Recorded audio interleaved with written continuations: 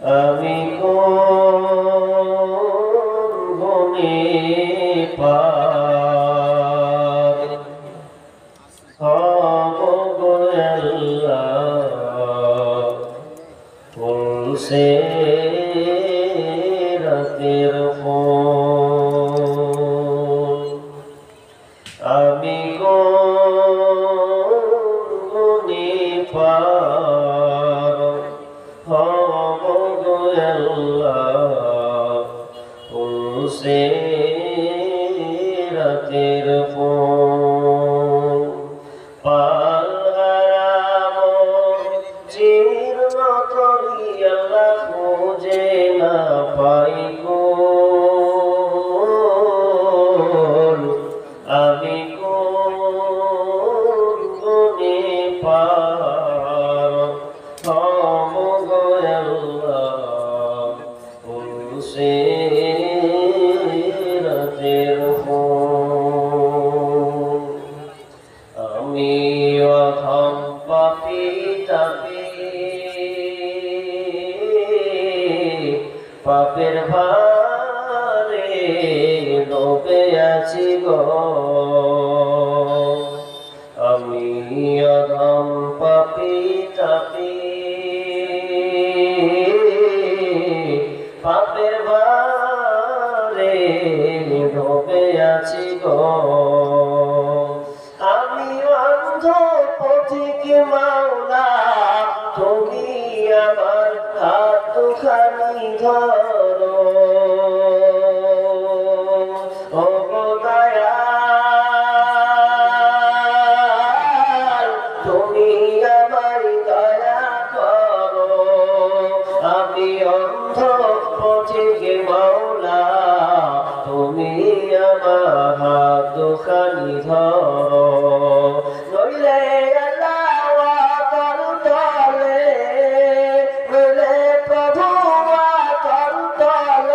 চলিয়ে যাবে প্রভু সব গুনাহের মূল আমি কোন গুণে পার হব গো আল্লাহ ফুলসে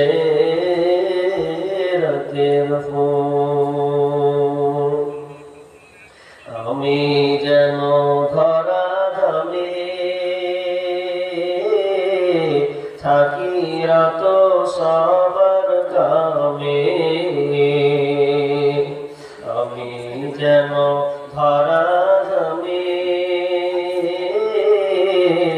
থাকি রাত সবার কামে চিনতে যেন পারি গো আল্লাহ চিনতে যেন পারি গো আল্লাহ মুহাম্মাদুর রাসূল আমি কোন গুণে পার হব গো আল্লাহ ফুলসে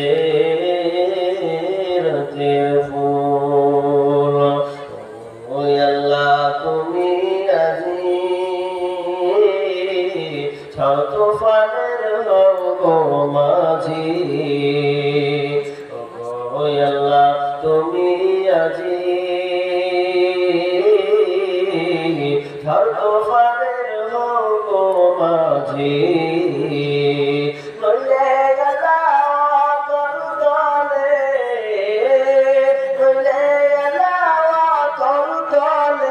চলিয়ে যাবে আল্লাহ সব গুনাহের মূল আমি কোন গুণে পার হব গো আল্লাহ ফুলসে রাতের ফুল আমি কোন গুণে পার হব গো আল্লাহ ফুলসে রাতের ফুল সম্মানীয় সুযোগ্য স্বনামধন্য আজকের এই জলসার সভাপতি মঞ্চ উপবিষ্ট ওলামা ইকরাম, দূর দূরান্ত থেকে আগত সম্মানীয় অতিথিবৃন্দ, আমার সম্মুখে বসে থাকা বিভিন্ন এলাকা থেকে ছুটে আসা দিনদার ইমানদার মুমিন ভাই সকল ও পর্দার অন্তরালে প্রজেক্টের মাধ্যমে দেখনেওয়ালি মা ও বোনেরা, প্রথমে সেই মহান মুনিবের দরবারে প্রশংসা করি যে উনি আমাদেরকে একটি মাদ্রাসা কেন্দ্রিক কোরআন এবং হাদিসের আলোচনা এবং আমলের উদ্দেশ্যে যিনি আমাদেরকে সুন্দর আরামদায়ক বিশ্রামদায়ক বিছানা ছেড়ে কিছু কোরআন হাদিসের কথা শোনা যে আল্লাহ সম্মতি দান করেছেন, সেই মহান মুনিবের দরবারে আমরা প্রশংসা করি। সকলে জোরে বলুন আলহামদুলিল্লাহ। সবাই ঠিক আছেন তো? না ঘুম ঘুম ভাব? এরপরে তো বাঘা বক্তা আছে, এখন ঘুম ঘুম ভাব দিতে হবে না। আবার জোরে প্রশংসা করি, বলি আলহামদুলিল্লাহ। অতঃপর শান্তি বর্ষিত হোক সকল নবীদের উপর, বিশেষ করে আমাদের শেষ নবী জনাবে মুহাম্মদুর রাসূলুল্লাহ, সকলে বলি সাল্লাল্লাহু আলাইহি ওয়াসাল্লাম। সম্মানিত উপস্থিতি, আমার টাইম মনে হচ্ছে 11:30 পর্যন্ত, 11:30 মানে তার মানে 1.5 ঘন্টা। এই 1.5 ঘন্টাতে কতজন মানুষ থাকবেন হাত তুলেন তো দেখি। কজন থাকবেন? কটা লোক থাকবেন? বাকি লোককে কি করবো? কি দিয়ে বসবে? ইচ্ছা নাই আপনাদের পেছন দিক, আর পেছন দিক সব মুরব্বী চাচা টাইপের আছে গো, বলে না ইনশাআল্লাহ থাকবেন তো? থাকবেন। আশা দেন একটা, এখন ওই দিকটা তুলে নিন, ভালো হলে বসবো, না রেখে পারো। তাহলে বাইরে কি করবো? অমালাই নাই চলে যাবে। আমি আপনাদের সামনে গুরুত্বপূর্ণ একটি বিষয়, খুবই গুরুত্বপূর্ণ যাকে বলে, এটা খুব অভাব, এই বিষয়টার উপর আলোচনা হবে। আমার ইউটিউবে এটা দ্বিতীয় ধাপ, প্রথম গতকালকে বলেছি, বলা সেরকম সুযোগ পাইনি। আজকে আলোচ্য বিষয় হচ্ছে আমানত। এত আশ্চর্য বিষয় এটা, আমানত এত গুরুত্বপূর্ণ একটা বিষয়। যদি আমানত থাকতো আমাদের কাছে, তাহলে মানুষ অশান্তিতে থাকতো না, সবাই কি হাসি মুখ খানা নিয়ে ঘুরত। আসলে দাড়িওয়ালা মুসল্লির অভাব নাই, ভালো করে বুঝে, দাড়িওয়ালা মুসল্লির অভাব নাই, কিন্তু আমানতদার মুসলমানের অভাব আছে। কথাটা আবার কান লাগা।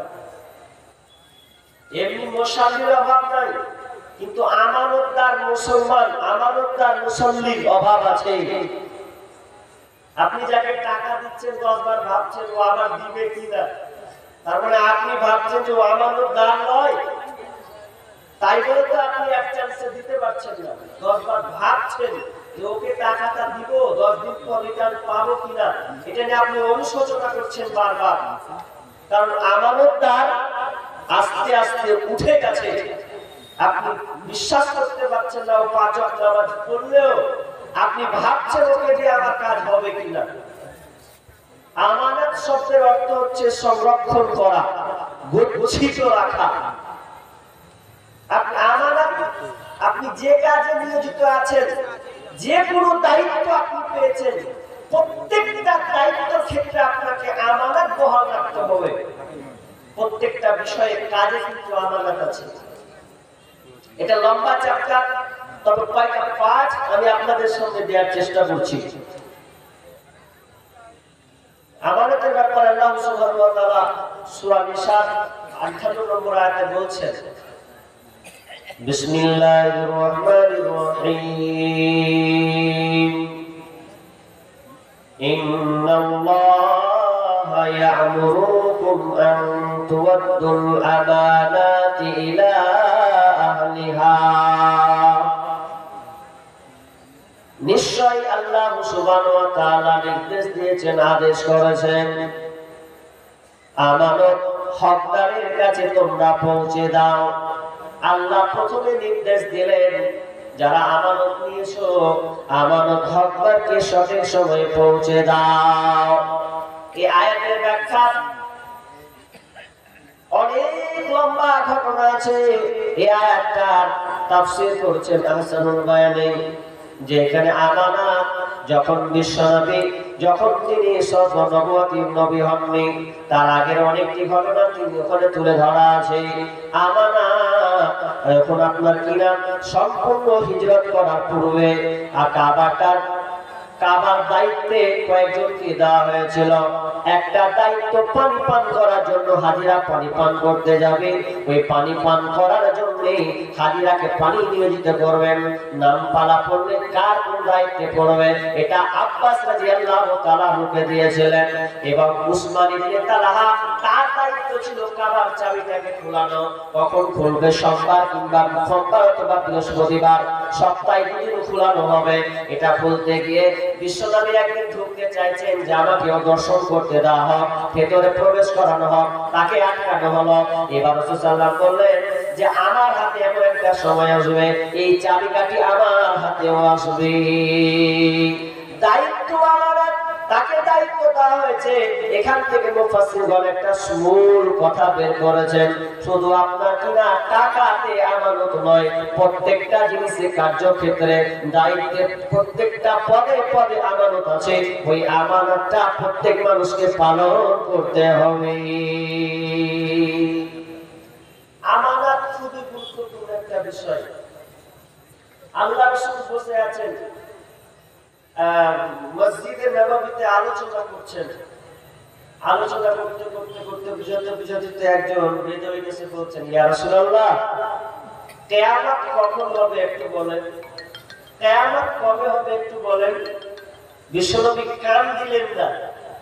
কোন কোন সাহাবী বলছেন তিনি এই কথার প্রতি সন্তুষ্ট নয়, এজন্য তিনি ওই কথা উত্তর দিলেন না। আবার কোন সাহাবী বলছেন আল্লাহ রাসূল বুঝতে পারেননি, শুনতে পারেননি, এটার জন্য হয়তো জবাব দেননি। কিছুক্ষণ পর বিশ্বনবী বললেন, কে কিয়ামত সম্পর্কে জিজ্ঞাসা করলেন, কিয়ামত কবে হবে, কিয়ামত কখন হবে? তখন ওই বেদুইন লোকটি বলল, ইয়া রাসূলুল্লাহ, আমি কিয়ামত সম্পর্কে প্রশ্ন করেছিলাম, আমি সে প্রশ্নকারী। প্রশ্নটা কি ছিল? প্রশ্ন ছিল কিয়ামত কবে হবে, কিয়ামতটা কখন আসবে? বিশ্বনবী বললেন, শোনো প্রশ্নকারী, কিয়ামত তখনই হবে যখন আমানত নষ্ট হবে। আমানত নষ্ট হবে। এবার বুঝতে পারলেন না আমানত আবার কিভাবে নষ্ট হয়, আমানতটা কিভাবে নষ্ট হবে। বিশ্বনবী বললেন, যখন তোমরা দেখবে যোগ্য ব্যক্তিকে বাদ দিয়ে অযোগ্য ব্যক্তিকে সিটে বসানো হবে, নেতা বানানো হবে, এমএলএ বানানো হবে, মেম্বার বানানো হবে, প্রধান বানানো হবে, অর্থাৎ যে আপনার কিনা যোগ্য ব্যক্তি সে সিট পাবে না, যে অযোগ্য ব্যক্তি যার গাড়ি ভুল ত্রুটিতে ভরা, যে গাড়ি টাকাতে ভরা, চিন্তায় ভরা, মারপিটে ভরা, রাহাজানিতে ভরা, লোকে দেখবে দখল আপনার কিনা সিট দখল করে বসে আছে, ওকে মানুষ নেতা বানিয়েছে। যোগ্য ব্যক্তি জায়গা পাবে না, অযোগ্য ব্যক্তি যখন আপনার দায়িত্ব অর্পণ করা হবে, তখন তোমরা জেনে নাও আমানত নষ্ট হবে। আর আমানত নষ্ট যখনই তোমরা দেখতে পাবে রে, তখন তোমরা জেনে নাও কিয়ামত অতি কাছাকাছি এসেছে, এবং কিয়ামতে তোমরা অপেক্ষা করো। আমানত খুবই গুরুত্বপূর্ণ বিষয়। আল্লাহ সুবহানাহু ওয়া তাআলা আমানতের ব্যাপারে প্রত্যেকটা জিনিসে আমানত আছে। ধৈর্য রাখলে আপনি একদম তথ্য কিছু পাবেন, শুধু শুরুতেই পেলে হবে না, আপনাকে ধৈর্য রাখতে হবে একটু একটু করে। আমানত সব কিছুতেই আমানত আছে। আপনি বাপ গার্জেন, ছেলে হিসাবে আপনার ছেলেকে আপনি কিভাবে মানুষ করবেন, এটার উপর আপনার আমানত আছে। তবে আয়াতটা পড়ছি, আয়াতটা পড়ে হাদিসের দিকে একটা একটা করে যাবেন। ইয়া বিসমিল্লাহির রহমানির রহিম, ইয়া আইয়ুহাল্লাযীনা আমানু লা তাখু تخونوا أماناتكم وأنتم تعلمون হে ইমানদারেরা তোমরা যারা আমার প্রতি ঈমান এনেছো তোমরা যারা আমার প্রতি ঈমান এনেছো কান লাগাও ভালো করে শোনো লা তাখুনুল্লাহ ওয়ার রাসূল তোমরা আল্লাহ এবং রাসূলের খেয়ানতি করবে না আল্লাহ তার রাসূলের খেয়ানতি করবে না আল্লাহ তার রাসূলের খেয়ানত বলতে মুফাসসিররা ব্যাখ্যা করছেন আল্লাহ যেগুলো হুকুম কোরআনে দিয়েছেন সমস্ত হুকুমকে মেনে নেওয়া এটার উপরে আমানতদারিতা করা এটার উপর আপনার বাস্তবায়ন করা আর নবীকে মেনে নেওয়া নবীর হুকুমকে মেনে নেওয়া নবীর সুন্নাহকে মেনে নেওয়া এটার উপরে আমানতের উপরে অটল থাকা আল্লাহ এবং রাসূলের খেয়ানতি করবে না ওয়া তাখুনু আমানাতিকুম এবং তোমরা নিজেদের আমানত নষ্ট করবে না তোমাদের নিজেদের মধ্যে যে আমানতগুলো থাকবে ওই আমানতগুলো তোমরা নিজে নিজে বহাল রাখবে তারপর আল্লাহ বলেছেন ওয়ান্তুম তা'লামুন এবং তোমরা এই বিষয়ে ভালো করে জানো যে যার দায়িত্ব আছে একটা হাদিস বলে দিই তিরমিজির হাদিসটা বলে দিই একটু কি হাদিস যে দায়িত্ব পেয়েছে সব সময় যেন তিনটা কথা মনে রাখে যে দায়িত্ব পেয়েছে মেম্বার প্রধান সরকার অনেকগুলো সরকার সরকারি পেয়েছে অনেক বিশাল ব্যাপার আপনাদের দিকে যে কেমন হয় জানি না আমাদের দিকে সরকারি নেওয়ার জন্য মারপিট করছে না দিবি তো 10টা লোক নিয়ে করবো মারপিট ভালো করে শোনো যে সরকারগিরি করবে তিনটা কথা মাথায় রাখবে ভালো করে খুব ভালো করে একটা লোক বয়স্ক বুঝছেন খুবই বয়স্ক তো ওকে মানুষ বিশ্বাস করে সরকারের দায়িত্ব দিয়েছে 5 বছর 10 বছর 15 বছর যা হোক চালিয়েছে ও প্রায় লাইসেন্সের বুদ্ধিহীন শুয়ে আছে তাকে বলছে বাবজি সরকারকে ছাড়ো কিছু বুঝতে পারি না তুই টাকাটা বলছো বাটাকে দিয়ে কাছে আছে একটা বিশেষ লোককে দিই ভালো লোককে দিব তোর বলছে বাজি যদিন বেজা আছে হাত পাটা বেশি না একটু জের করে আছে দিয়ে চলছে কি যে মজা পেয়েছে আরে ছেড়ে তবু এখন ছাড়বে না নিবে তো যত আমার জানতা আছে রাখ আমাকে তো তুই যে পারিস না রে ভাই ওই যে হোগা বাজি রাখে সরকারে কি যে মজা পেয়েছে ছাড়ছে না তো যারা ছাড়ছো না যারা পদে আছে ভালো করে শুনেন তিনটা কথা সব সময় মনে রাখবেন যারা মেম্বার প্রধান ভালো করে কান লাগান যদি শুনছেন বাড়িতে বসে তাও কান লাগান সব সময় তিনটা কথা মনে রাখবেন বিশ্বনবী বলেছে তার আগে আমি আপনাকে দুটো একটা উদাহরণ দিই আপনাকে কেউ 10,000 টাকা দিয়েছে ওই 10,000 টাকা আপনার কাছে দিয়েছে জমা আপনি ভালো মানুষ আমানতদার আপনাকে বিশ্বাস করে 10,000 টাকা আপনার কাছে আছে জমা আছে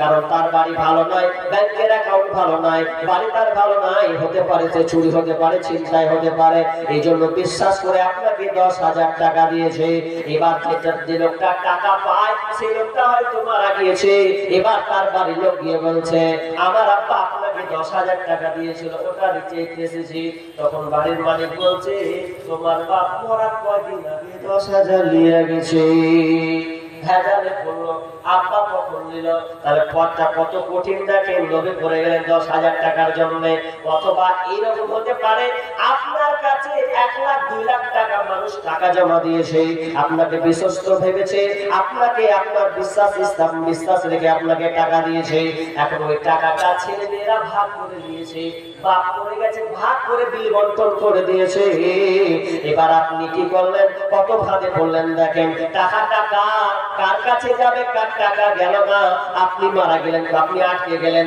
তাহলে আপনার কোনো রেহাই নাই আমানত থেকে আপনি বঞ্চিত হয়ে গেলেন আব্দুল্লাহ ইবনে মাসউদ রাদিয়াল্লাহু তাআলা বলছেন যে আমানত এমন একটা কঠিন বিষয় যখন জিহাদি মানুষ যুদ্ধ করে যদি মারা যায় মারা যাওয়ার পর তার সমস্ত গুনাহ মাফ হবে কিন্তু আমানতের গুনাহ মাফ হবে না একটা মানুষ সংগ্রাম করে লড়াই করে ইসলামের জন্য সে জীবনটাকে দিয়ে দিল কুরবান করে দিল অথচ আমানতটা সে বহাল রাখলো না ঠিক রাখলো না আর আমানত ঠিক না রাখার কারণে কিয়ামতের দিন তাকে পাকড়াও করা হবে তাকে বলা হবে আমানত বুঝিয়ে দাও সেই বান্দা বলবে সেই শহীদ ব্যক্তি বলবে আল্লাহ আমি আমানতটা কিভাবে বুঝাবো আমি আমানতটা কিভাবে বলবো পৃথিবীতে ধ্বংস হয়ে গেছে, পৃথিবীতে আর পৃথিবী নাই, আমি আমানতটা মানুষকে কেমন করে বুঝিয়ে দেব? আল্লাহ তখন ওই ফেরেশতাদের হাতকে বলবে, যা ওকে হাবিয়া জাহান্নামের দিকে নিয়ে যা। আর হাবিয়ার দিকে যখন তাকে নিয়ে যাওয়া হবে, তার সামনে ওই আমানতগুলা চাক্ষুষে দেখতে পাবে। ওই আমানতগুলা বলবে, ঘাড়ে নাও, ঘাড়ে ধরে ওকে নিয়ে আসো। ওই আমানতগুলা যখন তাকে ঘাড়ে নিবে, ওই আমানতটা আবার তার কাঁধ থেকে খসে পড়ে যাবে, তার কাছে আসতে চাইবে না, ছুটে পালাবে, আর বারবার তাকে ধরার জন্য কাঁধে নেবে। এই জিনিসটা কিয়ামত পর্যন্ত ওই রকমই তার শাস্তি হতে থাকবে। আমানত। আবার হাদিসটা বলছি, কাম করে খাল লাগানো। তিনটা কথা পথ, যারা পথ পেয়েছো, সর্দার, বড়, মেম্বার, প্রধান, যাই যে পথ পেয়েছো, তিনটা কথা সব সময় মাথায় রাখবে। মনে করিও না যে খুব একদম ভালো ইনকামের পথ পেয়েছি, মাথায় রাখবে। নাম্বার কি কথা? বিষ্ণু বলছেন, আউয়ালুহা মালামাতুন ওয়া সানিউহা নাদামাতুন ওয়া সালিসুহা আযাবু ইয়াউমাল কিয়ামাতি ইল্লা মান আদালা। তিনটা জিনিস মনে রাখো হে সরকার, হে মরল, হে মেম্বার, প্রধান। বিশ্বনবী ওসিয়াত করছেন তিনটা জিনিস খবর মাথায় রাখিও।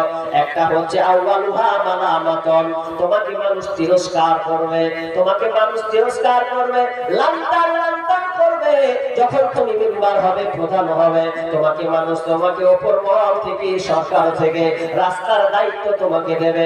রাস্তা তুমি বানাবে, আর কত আপনার কিনা 7 ফুট 6 ফুট চওড়া, আপনার কিনা আপনি করবে না 10 ইঞ্চি মোটা, 10 ইঞ্চি মোটা আপনাকে করতে দেওয়া হলো, কিন্তু আপনি করলেন কি 10 ইঞ্চি তো নয়, 3 ইঞ্চি করে রাস্তা ছেড়ে দিয়েছে। 7 ইঞ্চি আপনার পকেটে ঢুকলো, 3 ইঞ্চি আপনি করলেন। আপনার এবার বলেন, 3 ইঞ্চি করার পর মানুষ যখন রাস্তা দিয়ে যাবে, কি বলবে? ও শালা। প্রথমে বলবে সালাম করে সম্বোধন করবে, কোন মেম্বার, কোন প্রধান। রাস্তার বারটা বানিয়েছে, চাই দোকানে ভ্যাট করে আপনার দুর্নাম রাখাবে, আপনাকে মানুষ তিরস্কার করবে যদি আপনি সঠিক মতো মেম্বার, প্রধান না করতে পারেন। 5 বছর আপনি চালাবেন, 5 বছর আপনাকে গাল খেতে হবে। হয় না এরকম? আর হচ্ছে তো আপনাদের মেম্বার, প্রধান কেমন ভালো জানেন না, বুঝতে পেরেছে? গ্রামের রাস্তাঘাট ঠিক নাই, 10 বছর ধরে বিরাট পড়া আছে, ভোট দিয়ে কোনো কাজ হয় না। দিদি বলছে, কাকে ভোট দিবে? যাকে ভরসা করবো সে কমিটি মেরে বসে আছে। রাস্তা ঠিক নাই, 3 ইঞ্চি করে দিয়েছে, 10 ইঞ্চি মোটা ছিল, 3 ইঞ্চি করে রাস্তা করে দিয়েছে। কি করবি এবার? কেউ কিছু বলার নেই। তো মানুষ আপনাকে লানতান করবে, চাই করে চাকে বেটা বলবে যে মামুর বেটা কাজটা ঠিক করলে না, জ্ঞান খারাপ নেবেন। নাম্বার 2 নম্বর সানিউহা নাদামাতুন, 2 নম্বর আপনাকে আপনার কিনা মনে চুলকানি শুরু হবে, মনে আপনার টেনশন এমন একটা আসবে, 5 বছর পথ পেলাম, এই 5 বছর পর আর পথ পাবো কিনা, আর দায়িত্ব পাবো কিনা। 5 বছর ধরে টাকা লুটেছি, জনগণের মাল লুটেছি, খেয়েছি, পকেটে ভরেছি, বাড়ি করেছি, আর যদি 5 বছর পেতাম, মনে তার শান্তি হবে না। যা নিয়েছিস 5 বছর চুষে দে, এবার পরে ফকির হবে আর ভাববে। অনেক মেম্বার প্রধানকে দেখেছি, কিছু সমাজের জন্য করেনি, যা পেরেছে খেয়েছে, 20 বছর পর দেখছি ওর অবস্থা ভালো নয়। আল্লাহ রাসূল সাল্লাল্লাহু আলাইহি ওয়াসাল্লাম বলছেন, তুমি মাথায় রাখবে, তুমি পথ পেয়েছো 5 বছর, এরপরে পরের বছর যদি তুমি নাও পেতে পারো, তুমি মাথায় রাখবে, তুমি হাত চুলকাবে আর আনছান করবে, মন ভালো হবে না। পথটা যদি পেতাম তো আবার কত না ভালো হতো। নাম্বার 3, বিষ্ণু বলেন সানিউহা ওয়া সালিসুহা আযাবু ইয়াউমাল কিয়ামাহ। 3 নাম্বারটা হচ্ছে, শুনো নাও, তার জন্য জাহান্নামের আযাব, কিয়ামতের দিন তাকে শাস্তি দেওয়া হবে। ইল্লা মান আদালা, তবে যারা ইনসাফের সঙ্গে কাজ করবে, আমানত ঠিকভাবে রাখবে, তারা বেঁচে যাবে। যদি পদ আপনি পেয়ে ভালো হবে, করেন তো ভালো, কিয়ামতের দিন আপনি বেঁচে গেলেন। আর যদি নাই পারেন, খেয়ে লুটে সব সার্ভার করবেন, তাহলে রাসূল সাল্লাল্লাহু আলাইহি ওয়াসাল্লাম বলছেন, আযাবু ইয়াউমাল কিয়ামাহ, কিয়ামতের দিন তার জন্য কঠিন আযাব রয়েছে। এই আযাব প্রস্তুত থাকে। নেতা দিচ্ছে, নেতা কিন্তু বুঝি না, আমানত কাকে বলে বুঝি না গো। উসমান রাদিয়াল্লাহু তাআলা আনহু কাছে একটা মিসকিন চাইতে গেছে, বুঝে কিছু চাইবে। প্রথমে আল্লাহর রাসূলের কাছে গিয়ে বলছে, আল্লাহ আমাকে একটা উট দেন। উট, আচ্ছা উট নেবে, উঠ দেন একটা উঠ। তো বলছে উঠ দিচ্ছে তো পছন্দ হয় না। বলছে পছন্দ হয় না তো উসমান আমার জামাইয়ের কাছে যাও, ভালো কাছে ওর কাছে নিবা তুমি। মিসকিনকে উঠ দান করছে গো, পর্যাপ্তে উঠ নিবে। এবার গিয়ে বলছে প্রথম যাচ্ছে, প্রথমে গিয়ে দেখছে নেতা কাকে বলা হয়। আপনাকে আমি হাদিস শোনাচ্ছি, ভালো করে শোনেন। এই নেতা দরকার আছে সমাজে, নেতা। জিন্না উসমান রাদিয়াল্লাহু তাআলার কাছে গিয়ে বলতেন উট চাইতে গেলেন চাওয়ার সময়। এবার যখন তিনি চাইতে যাচ্ছেন প্রথমে একটা ধাক্কা। কোন ধাক্কা? প্রথমে দেখছে পিঁপড়াতে চাউল খাচ্ছে উসমানের বাড়িতে। উসমান রাদিয়াল্লাহু তাআলা পিঁপড়াতে চাউল খাচ্ছে, মিসকিন দেখে মাথা খারাপ। একটু কাঞ্জুসের বাড়িতে পাঠালো, পিঁপড়ার মুখ থেকে চাল টানছে। আর ওই লোকটা নাকি আবার মুখ দিবে, কোথায় চাল আর কোথায় উট। এরপরে আবার ভিটামিনসে বাড়ি থেকে চলে গেল। কার বাড়ি? তো আর বিশ্বনবীর কাছে চলে গেলেন। ইয়া রাসূলুল্লাহ, আপনি কার কাছে পাঠিয়েছেন? পিঁপড়ার কাছে পাঠিয়েছেন। উট তো দেওয়ার কথা নিজের চোখে দেখলাম, পিঁপড়ার মুখ থেকে চাউল টানছে। ও আবার কি করে ও আমাকে উট দান করবে, উট আমাকে দেবে? বলছেন যাও, আবার যাও উসমানের কাছে যাও, আমার জামাইয়ের কাছে যাও, দেখো দান করে কিনা। আবার গেলেন, যাওয়ার পর দ্বিতীয় ধাপে দেখছেন একটা আপনার কিনা ফাঁকা জায়গাতে আপনার তুলা শুকাতে দিয়েছে। তুলাটা হাওয়া পেয়ে উড়ে চলে যাচ্ছে। উসমান দৌড়ে দৌড়ে ওই তুলাটাকে গুছিয়ে রাখছেন যাতে না ছুটে যায়, একটা কণা পর্যন্ত যেন না ছুটে যায়। আসসালামু আলাইকুম। আমাদের কমিটির সিদ্ধান্ত অনুযায়ী এখন অনেক রাত্রি হয়ে গেল, আমাদের ওখানে অনেক মাংস কিছুটা বেঁচে আছে। আমরা 100 টাকা করে ডেলিকেট ঘোষণা করছি। আপনারা যারা খাওয়ার ইচ্ছুক আপনারা যে খেতে পারেন, মাত্র 100 টাকা করে আমরা ঘোষণা করলাম, আপনারা গিয়ে খেতে পারেন। আমাদের ওখানে এখন ফাঁকা আছে টেবিল, যাদের দরকার আছে খেয়ে নেবেন। কি বলছিলাম? দ্বিতীয় ধাপে তুলা উঠছে, ভালো করে শুনেন। তুলা উঠছে, তো তুলাকে গোছাচ্ছে। মিসকিন মনে মনে বলছে তুলা গোছাচ্ছে, আবার উঠ দিবে। আবার রসুলের কাছে চলে গেলে বলছে কেমন লোক কিফটা লোকের কাছে পাঠিয়েছেন গো। বলছে আবার যাও। 3 নম্বর গিয়ে সাক্ষাৎ হলো, মোলাকাত হলো। লম্বা ঘটনা, সে শর্টকাট টানছি। মোলাকাত হলো, কে পাঠিয়েছেন? তো আল্লাহ রাসূল আমাকে পাঠিয়েছেন উট। উট পছন্দ হয়নি আপনার কাছে, উট নিতে এসেছি। বলছে দেখো ভালো কথা, উটটা উট তুমি পছন্দ মতো নিয়ে নাও। বলছে উট পছন্দ হয় না। আর আপনার আমিরুল মুমিনিন উসমান রাদিয়াল্লাহু তাআলা বলছেন আমার সিরিয়া থেকে উট আসবে, ওই উটগুলো পছন্দ মতো তুমি নিয়ে চলে যাবে। ভালো ভালো সিরিয়া থেকে উট আসছে। উট যখন ঢুকতে লেগেছে, আপনার ওই ফকির মিসকিনের উটটা পছন্দ হয়েছে, এত সুন্দর উটটাকে নিয়ে টেনে বাড়ির দিকে নিয়ে যাচ্ছে। তো টানতে টানতে উটের সঙ্গে আরো 10টা যোগ হচ্ছে। একটা টানছে তো আরো 9টা 15টা যোগ হচ্ছে। তো লোক জিজ্ঞাসা করছেন আমিরুল মুমিনিন, ওই ব্যক্তি তো একটা টানছে তো 10টা যোগ হচ্ছে। বলছে দাও দাও, ওই লোকটাকে আরো 10টা যোগ হোক গা, ওর সাথে 10টা কেন 15টা যা যাবে যা, আমি কোনো বাধা দেব না। আবার ওই যেমন এই কথা শোনা মিসকিনের মাথায় হাত উঠে গেছে। যাকে কিপটা ভাবলাম তো কিপটা নয়, একটা টানি 15টা আছে, আর তিনি বাধা দিচ্ছেন না। আমি প্রশ্ন তুলে ফেললাম আমিরুল মুমিনিন, আপনি আমাকে এত ডাউট দিচ্ছেন, অথচ আপনাকে ভুল ধারণা, আপনাকে ভুল বুঝছিলাম।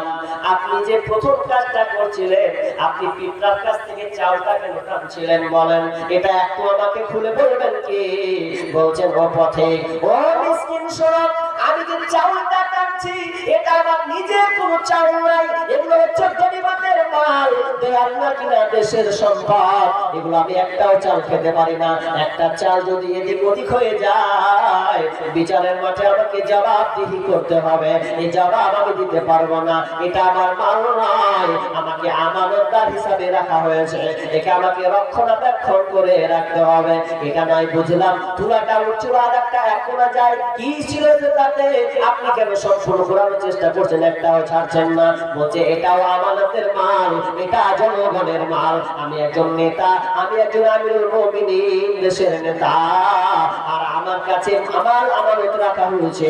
এই মালটা আমি গুছিয়ে গুছিয়ে রাখছি যাতে বিচারের মাঠে আল্লাহকে জবাবদিহি না করতে হয়। আমি এক ফোঁটা পর্যন্ত এই তুলা আমি হারাতে দেব না, নষ্ট হতে দেব না। যদি নষ্ট হয়ে যায় বিচারের মাঠে আমাকে জবাবদিহি করতে হবে। তবে শুনলাম এগুলো যা আছে আছে, আর উঠ যে দেখতে পাচ্ছ এটা আমার নিজের সম্পদ, আমার কষ্ট করা সম্পদ। এই উঠটা একটা কেন, তোমার সাথে যদি 20টা উঠ চলে যায়, একটা উঠ গেলে আল্লাহ আমাকে 700 উঠ দান করবেন, 700 উঠ আল্লাহ আমাকে দান করবেন। অতএব তুমি তোমার নিজের মতো উঠ নিয়ে চলে যাও।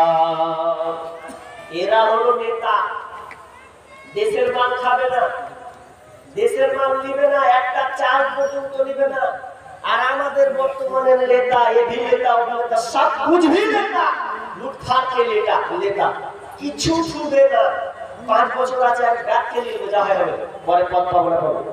প্রস্তুত থাকেন, পরের মাল ভক্ষণ করছেন। আমানত, আমানত কত গুরুত্বপূর্ণ জিনিস। আমানত আপনাকে কি করতে হবে? আমানত কত গুরুত্বপূর্ণ জিনিস। বিশ্বনবী বলেছেন লা ঈমানা লিমান লা আমানাতা লাহু।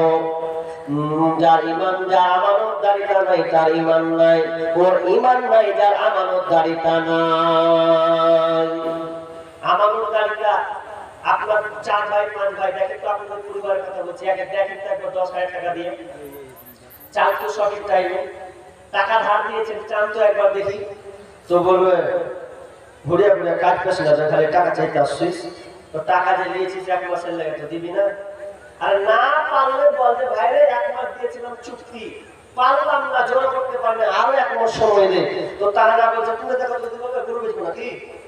একদিন টাকা চাইতে গেছিলেন, 6 মাস ধরে টাকা পাই না। তো বেচারিকে কোনো রকম করে ধরে যদি পেয়েছি, টাকাটা দে রে ভাই, বিপদে আছে, নিয়েছি 30,000 টাকা দে। তো বলছে আমি তোমার গরু বিক্রি করে জায়গা তোর গরু আমি বিক্রি করতে যাবো, তুই দিতে হবে তুই জানিস না। তো এমন হয়ে গেছে যে টাকা দিতে গেলে ও আর বন্ধু থাকে না, শত্রু হয়ে গেল। আপনি নিজেই দোষী হয়ে গেলেন, আমানতদারিতা নাই। অথচ বিশ্বনবী কত আমানতদারিতা ছিলেন শুনেন, আপনাকে আমি একটা একটা করে বলবো। আমানতদারিতা কত ছিলেন বিশ্বনবী। মক্কা, মক্কার মানুষটাকে তাড়িয়ে দিচ্ছেন, রাখবে না, ইসলাম প্রচার করবেন, করছেন, রাখবেন না, যে আমাদের ধর্মকে সে মাটিকে পিছিয়ে দিতে চাচ্ছে, আমরা মূর্তি পূজা করি, এটা তিনি মানতে চাচ্ছেন। আমাদেরকে এক আল্লাহর দেওয়া আমাদেরকে দিচ্ছেন, তো আমরা এটা মানতে পারবো না, তো এটা হটাও। অথচ বিশ্বনবী কত আমানতদার ছিলেন দেখেন। কাফেরের টাকা, মুশরিকদের টাকা, সবারই আমানত বিশ্বনবীর কাছে আছে, তিনি তো নিয়ে লুটে একটা লুটে চলে যেতে পারতেন, অথচ নিয়ে যাচ্ছেন না। তো আল্লাহ জানিয়ে দিলেন যে তোমাকে এই রাতেই ছাড়তে হবে, মক্কা না উপায় নাই, এরা মেরে ফেলবে, চক্রান্ত করেছে। তো আমানতের সব সম্পদ কার কাছে আছে? নবীর কাছে আছে। যারা মারছে, যারা পরিকল্পনা করছে, ওরা ওদেরই সম্পদ নবীর কাছে রেখেছেন, কারণ নবী হচ্ছেন আল আমিন, তিনি সত্যবাদী। তো তিনি এও পার করবে না, তার কাছে টাকা রাখছেন, তো তিনি তো করতে পারবেন যে যা আছে টাকা রাখলাম না। আলী, আলীকে বলছেন আলী রে,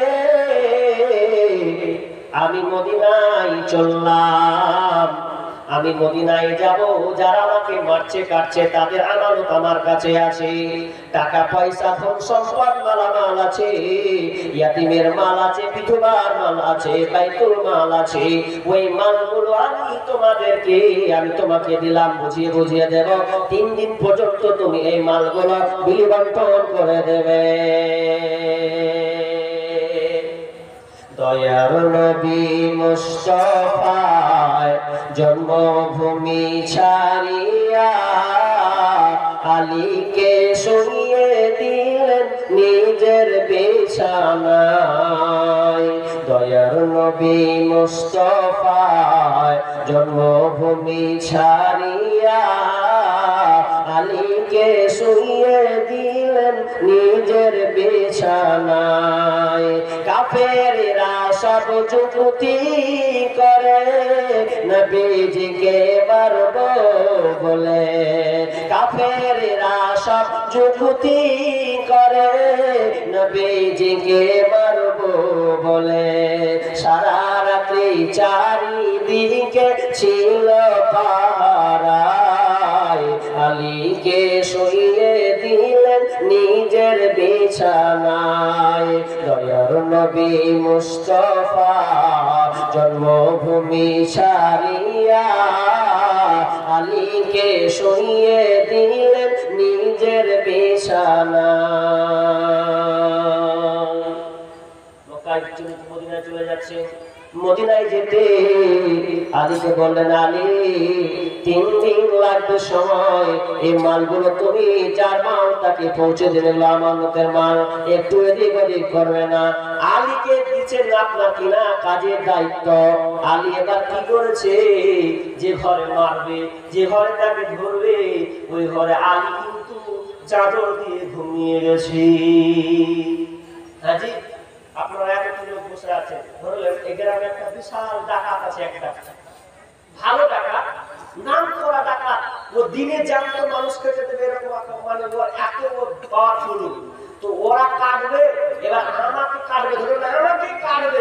এবার আপনাদের মধ্যে একজনকে বুঝি, ভাই রে হার ঘরটা তুই একদিন থাক, আমি চলে গেছি। আমাকে আজকে রাত্রে কাটবে, পিস পিস করে পেলে কাটবে ওই ডাকাতটা। তো তুই আমার ঘরে পাহাড় দে, তালা মেরে দিল তোকে, চিন্তা করিস না, আমি চলুন। আচ্ছা বলো তো ওই লোকটা থাকবে? তুই নিজের জান নিয়ে বাঁচাচ্ছিস, আমাকে ওই ঘরে বলছে, তাহলে তাই দিতে পিটবে পেলে থাকবে না তো? যদি একটা হিন্দু যদি লড়াচড়া করে তো আগে কোন কেউ গেছে পুরো ঢুকে ওঠাবে, ভাঙতে কতক্ষণ লাগবে? আর মসজিদে নববী যাচ্ছেন তো মক্কাতে একটা ঘর, তো ঘরগুলো পিছনে খেজুরের ছাউনি, ডালপালা দিয়ে করা আছে, 1 লাখ মানুষ ঢুকে না। তো ওই রকম ঘরে আলীকে দায়িত্ব দিচ্ছে, তাও আলী চাদর দিয়ে দিতে পারছে, উদ্ধার করে দেখে মার বেটা ভয়টাই করি, কোনো ভয় নাই। কেন ভয় নাই? কেন ভয় নাই? আমি বিশ্বনবীর মুখ দিয়ে একটা কথা এসেছে, বিশ্বনবী যেটা মুখ দিয়ে বলেন সত্য কথা বলেন, জীবনে কোনোদিন মিথ্যা কথা বলে না, শিরিক হবে না। মুখ দিয়ে যেটা বলেছেন সেটাই হবে। বিশ্বনবী আলীকে বলেছেন, আলী তোমার চিন্তা নাই, 3 দিন পর্যন্ত মাল বিল বন্টন করবে, আর 3 দিন পরে তোমার সাথে আমার মদিনায় দেখা হবে। তখন এই কথাটা নবী বলেছেন, আলী কান দিয়ে ভালো করে শুনেছেন যে আমার নবীর সঙ্গে আমার মুলাকাত হবে, যতদিন পর্যন্ত মদিনায় নবীর সঙ্গে আমার সাক্ষাৎ না হবে রে, ততদিন পর্যন্ত এই কাফের বেঈমানেরা আমার কিছুই করতে পারবে না। সত্যবাদী কত বিশ্বাস রাখতেন, শুধু সাহাবীরা নয়, কাফেররা পর্যন্ত বিশ্বাস রাখতেন যে নবী যে কথা বলেন ওটাই রাইট, এটা কোনো ভুল নাই, এটা কোনো সন্দেহ নাই। একজন লোক ছিল ওয়ালিদ ইবনে মুগীরা। ওয়ালিদ ইবনে মুগীরা, এই লোকটা আরবের যুগে খুব টাকাওয়ালা, পয়সাওয়ালা। ওয়ালিদ ইবনে মুগীরা, যে ওয়ালিদ ইবনে মুগীরা নবীকে গাল দিয়েছে, তুচ্ছ তুচ্ছ করে গালি দিচ্ছেন। তো বিশ্বনবীর কানে যাচ্ছে, বারবার বারবার নবীকে গাল দিচ্ছেন। তো নবী একটা কথা বললেন, যে গালি দিল ও হচ্ছে জারদ সন্তান। এই কথাটা নবী শুধু বলেছেন যে গাল দিল আমাকে ও হচ্ছে জারদ সন্তান। আর এই কথাটা কিছু লোক গিয়ে ওয়ালিদ বিন মুগীরাকে দিয়ে দিলেন। দেওয়ার পর বলছে, জানো নবী কি বলেছে তোমার ব্যাপারে? তো কি বলেছে? তুমি নাকি জারদ সন্তান। এর মন গেছে ঘাবড়ে। এখন দেখেন ইসলামকে ফলো করে না, এরপরে কথার উপর কত বিশ্বাস নবীর কথার উপরে, যে আমাকে নবী জারদ সন্তান বলেছে, তার মানে তো আমি জারদ সন্তান। সন্দেহ হয়ে গেল, মন খারাপ। এত মন খারাপ হয়েছে যে একটা লোক বলে নাই, হেন তেন লোক নয়। বিশ্বনবী নিজের মুখে বলেছেন আমি নাকি জারদ সন্তান, আমার মনে কোনো শান্তি নাই, রাস্তায় চলতে গিয়ে শান্তি নাই, বড় লোক আমাকে গঞ্জনা দিচ্ছে, বার বলছে আমি নাকি জারদ সন্তান। বাড়ি থেকে 3 দিন বা 4 দিন বের হচ্ছে না। মা জানতে পারলেন বেটা ওয়ালিদ বিন মুগীরা বাড়ি থেকে বের হচ্ছে না, তার কারণটা কি আমাকে জানতে হবে। এবার মায়ের কাছে গিয়ে বলছে, মা আমি আমার মনটা মনটা ভালো নয়, রাসূল আমাকে এমন একটা কথা বলেছে, কথাটা নাকি সত্যি, কিন্তু আমি কনফিউশন আছি, মা তোমার কাছ থেকে শুনবো। মা বলছে দাদা বল মুহাম্মদ তোকে কি বলেছে, কি কথা তোকে বলেছে বল। ওয়ালিদ ইবনে মুগীরা বলছে মা আমি তোমাকে একটা প্রশ্ন করব, বলো আমি কি জারদ সন্তান কিনা। বিশ্বনবী আমাকে জারদ সন্তান বলেছে, আমি জারদ সন্তান কিনা এটা তোমাকে বলতে হবে।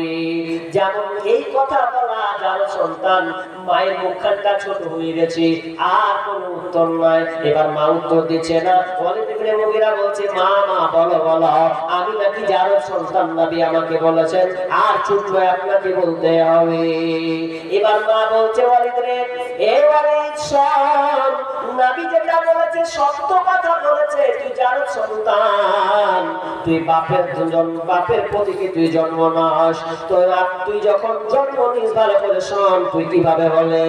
আমি তো বিয়ে করেছি তোর বাপকে, তোর বাপ মারা গিয়েছে তোর জন্মের আগে, তোর জন্মের আগে তোর বাপ মারা গিয়েছে, বিয়ে কয়েকদিন পরে মারা গিয়েছে, কিন্তু শুনলে তুই কিভাবে জন্ম নিলে। একদিন আমি বাড়িতে ছিলাম, ওদিন ঝড় বৃষ্টি প্রবল ঝড় আর মেঘ, আর ওই সময়তে তোর চাচা আমার বাড়িতে এসে ঢুকেছে, আর যখনই ঢুকে যাওয়া তখন সারা রাতটা পার হয়ে গেল তাদের দুজনের মধ্যে, তাদের সন্তান সঙ্গে তোর চাচার সঙ্গে আমার মিলন হয়ে গেছে, আর মিলনের ফাঁক দিয়ে তোর জন্ম হয়েছে। আর যখনই বলা খালিদ বিন ওয়ালিদ আপনাকে ওয়ালিদ ইবনে মুগীরা বলছে, তাহলে তো আমি রাসূলের কথায় রাইট হয়ে গেলাম, আসলে আমি জারদ সন্তান। সবাই বিশ্বাস করতো, কিন্তু দেখেন এত বিশ্বস্ত তার উপরে রেখেছে মানুষ, এরপরে তাড়িয়ে দিচ্ছেন। নবী বলছেন যে আমাকে মানুষ তাড়িয়ে দিচ্ছে, তাড়িয়ে দেয়। আলী যে মালগুলো আছে সব যার যার পাওনা যে জায়গায় দেওয়ার সে জায়গায় তুমি দিয়ে দাও, দিয়ে দাও, তারপরে তুমি আমার কাছে মদিনায় আসবে, তোমার সঙ্গে আমার মোলাকাত হবে, সাক্ষাৎ হবে, দেখা হবে। তাহলে আমানত কত গুরুত্বপূর্ণ জিনিস, আপনি রাগের ছলে কোনদিন কারো 1 টাকা মারবেন না। আমানত কত গুরুত্বপূর্ণ, আপনাকে কেউ যদি 500 টাকা দেয়, ভালো করে শুনুন, এই কান লাগান, 500 টাকা যদি আপনাকে কেউ দেয় রাখতে, একদম কর্পোরেট নিউ টাকা ব্যাংক থেকে বের করা হয়েছে, ওই টাকাটা আপনাকে রাখতে দিল 1 মাসের জন্য, 10 দিনের জন্য, ওই টাকাটা আপনি রেখে দেন বাক্সে। এক মনে মনে বলছেন 500 টাকাটা দিয়েছে তো টাকাটা খুব ভালো লাগছে, তো আমাদের নরম টাকাগুলো ক্রেডিট কত টাকাটা ভরে নিন, কেমন হবে? আমানত রক্ষা হয়নি, আপনি টাকা চেঞ্জ করতে পারবেন না। আপনাকে যে 500 টাকাটা দিয়েছে ওটাই যেভাবে আছে, যে ভেজে আছে ওইভাবেই রেখে দিতে হবে, আপনাকে ছালাফালা করতে হবে না। এর নাম হচ্ছে আমানত। আমানত খুব গুরুত্বপূর্ণ। আমানত কত গুরুত্বপূর্ণ বিশ্বনবী বলছেন, কিয়ামতের দিন তার পেছন দিকে পতাকা টাঙিয়ে দেওয়া হবে, টাঙিয়ে দেওয়ার পর যারা আমানতের খেয়ানত করেছে, আমানতের খেয়ানত যারা করেছে তাদের পেছন পাছা দিকে একটা পতাকা টাঙিয়ে দেবেন। পতাকা টাঙিয়ে দেওয়ার পর সবাই লোকটাকে দেখতে পাবে, লোকটাকে হাদিহি ফুহাদিহি গদরাতু ফুলান ইবনে ফুলান, এই লোকটা কি? তো এই লোকটা হচ্ছে আমানত নষ্টকারী, যে আমানত দেওয়া হয়েছিল, আমানত দুনিয়াতে নষ্ট করেছে, 100 টাকা 10 টাকা দিয়েছে, সে আমানত খেয়ানত করেছে, তাকে একটা কোনো জিনিস রাখতে দিয়েছে, গোপনে খেয়ে চালিয়ে নিয়েছে, এই আমানত নষ্ট করেছে। তাই আমাদের দিন সে দৃশ্য সবাই দেখতে পাবে, পতাকা আপনার পাট পাট পাট করে উঠবে, সবাই দেখতে পাবে এই হচ্ছে আমানত নষ্ট করে, আমানত ধ্বংস করেছে। রিহাই নাই, আপনি দুনিয়াতে গোপন রাখছেন, কেউ দেখতে পেল না, বিচারের দিন কিয়ামতের দিন পতাকা টানিয়ে দিবে আপনাকে, আর আপনার ওই পাছা দিকে একদম পতাকা টানিয়ে আপনি দেখতে পাবেন যে এই মুখের বেটা এই জায়গাকে পথ দিয়েছিল, ওই খেয়ে বসে আছে, এই অবস্থা হবে। আমানত কত গুরুত্বপূর্ণ জিনিস। এবার আমি হাদিসের দিকে যাই, একটা হাদিস বলেছি, পড়তে পড়তে আস্তে লেভেলে ঢুকে যাব। খুব ইম্পর্টেন্ট গুরুত্ব কয়েকটা কথা আছে, 3টি কথা আছে আপনাকে বলবো, আজকে শেয়ার করবো। কি যে বিষয় বলছেন রাবি হচ্ছেন আবু হুরায়রা, তিনি বলছেন মুনাফিকের আলামত 3টা। মুনাফিকের আলামত কয়টা ভাই? কথা বলেন জোরে, কয়টা? আপনারা ভালো করে বলবেন।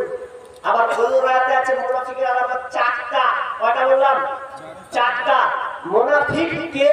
মুনাফিককে আপনি চিনতে পারবেন না, খুব মুনাফিক হিন্দুর কাছ থেকে হবে না, খ্রিস্টান না, মুসলমানের কাছ থেকে এই আপনার কিনা মুনাফিকি আপনি পাবেন। মুনাফিক, আমি পোশাক পরে আছি পাঞ্জাবি জুব্বা, দেখে লাগছে আমি হুজুর, যখন আমি ফুল আপনার কিনা প্রশাসনের যখন পোশাক করব তখন বলবে আমাকে পুলিশ, চিনা যাবে। কিন্তু মুনাফিককে আপনি সহজে চিনতে পারবেন না, ওকে এধার পাবেন ওধার পাবেন। মুনাফিকের আলামত আপনাকে বলে দিচ্ছি তিনটা, ভালো করে মনে রাখেন। আয়াতুল মুনাফিকি সালাসুন, মুনাফিকের আলামত হচ্ছে তিনটে। এক নাম্বার, ইযা হাদাসা কাযাবা, যখন সে কথা বলবে মিথ্যা কথা বলবে। এটা আছে না নাই? মিথ্যা কথা না বললে ওর ব্যবসা চলে না, মিথ্যা কথা না বললে ওর লাভ হয় না। বললাম কত দাম, তো বলছে 200-250 টাকা। কততে নিয়েছেন, তো বলছে আপনার 290, আপনার কিনা 40 টাকা নিয়েছি, 10 টাকা লাভ। অথচ বেচারি 50 টাকা লাভ করছে। খবরদার এই কথা বলবেন না, খবরদার না, খবরদার না, মুনাফিকি পরিচয় দেবেন না। অনেক সময় আম বিক্রি করতে যায় মানুষ, আম সিজনে মিষ্টি হবে গো, মিষ্টি অনেক খেয়ে আপনি পুরাতে খালিয়ে দেখেন। তোমার কথা শুনে শোনা নিয়েছি, এক কিলো বাড়ি যাবে কিছু কইতে দিয়ে খেতার পারা যায় না, ছোয়াগুলো হাত লাগার পাওয়া যায় না, কখন আসবে? মানে ও মিথ্যা কথা বলে আম বিক্রিয়া ঘাটি মেরে দিয়ে চলে আলো। তো মুনাফিক আচরণ হলো না? মুনাফিকি আচরণ। ইদা হাদাসা কাযাবা, যখন সে কথা বলবে মিথ্যা কথা বলবে। কথায় কথায় মিথ্যা কথা, ফোনে আজকে মিথ্যা কথা হচ্ছে, কোথায় আছিস বলতে অমুক জায়গায়, অথচ বেঈমান অন্য জায়গায় আছে, নাম দিল আপনার কিনা অন্য জায়গাতে। মোবাইল আজকাল এত খারাপ হয়েছে, মিথ্যার ছড়াছড়ি শুরু হয়েছে, মিথ্যার ছয়লাভ মোবাইলে পাওয়া যায়। এরপরে বিষ্ণু বললেন, কি বললেন? ইদা হাদাসা কাযাবা ওয়া ইদা ওয়াআদা আখলাফা, যখন যাকে যখন ওয়াদা দিবে সে ওয়াদা খেলাফ করবে, ওয়াদা ঠিক মতন সে করতে পারবে না, ওয়াদা ভঙ্গ করবে, চুক্তি ভঙ্গ করবে। আপনি ওয়াদা দিলেন এই কাজটা করবে, দেখতে গেল এই কাজটা সে করলো না, ওয়াদা দিলেন ওয়াদা ভঙ্গ করলো না। একজন বললো ভাই ঠিক আছে তোর এই কাজটা আমি করে দিলাম, ওয়াদা করলাম, তুই আয় পেয়ে যাবে। দুদিন পর গেলাম, বলছে কাজটা হয়নি। ওয়াদা কাকে বলে শিখে যান, ওয়াদা কাকে বলে এটা শিখে নেন। একটা হাতে আপনাকে ঘটনা বলছি, ঘটনা থেকে অনেক শিক্ষা আছে, ভালো করে শুনেন।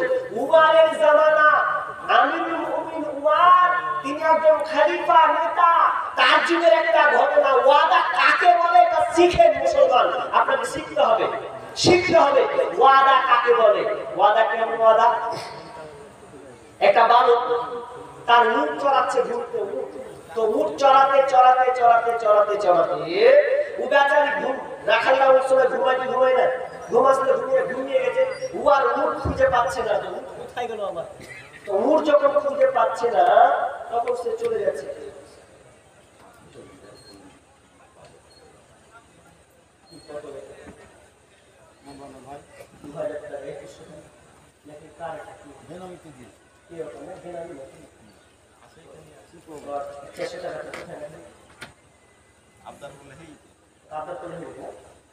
তো কে ভাই এখানে দিয়েছেন 2000 টাকা, 100 টাকা, 400 টাকা মনে হয় আছে নাকি, কিছু দিবেন নাকি? 2500 টাকা জুটিয়ে দেন। বেনামি এখন যেটা দিলেন আছেন, রাখেন, পেন্ডিং এ রাখেন। লোকটি বসে আছে, আলোচনা শুনতে ইনশাআল্লাহ হবে। কোথাও জানেন ভালো করে আলোচনা করতে পারে 1 ঘন্টা। তো 2100 টাকা দিয়েছেন, আপনার কাছে 400 টাকা দেখেন তো ভাই, পেন্ডিং এ রাখেন 400 টাকা ভাই, যদি হতো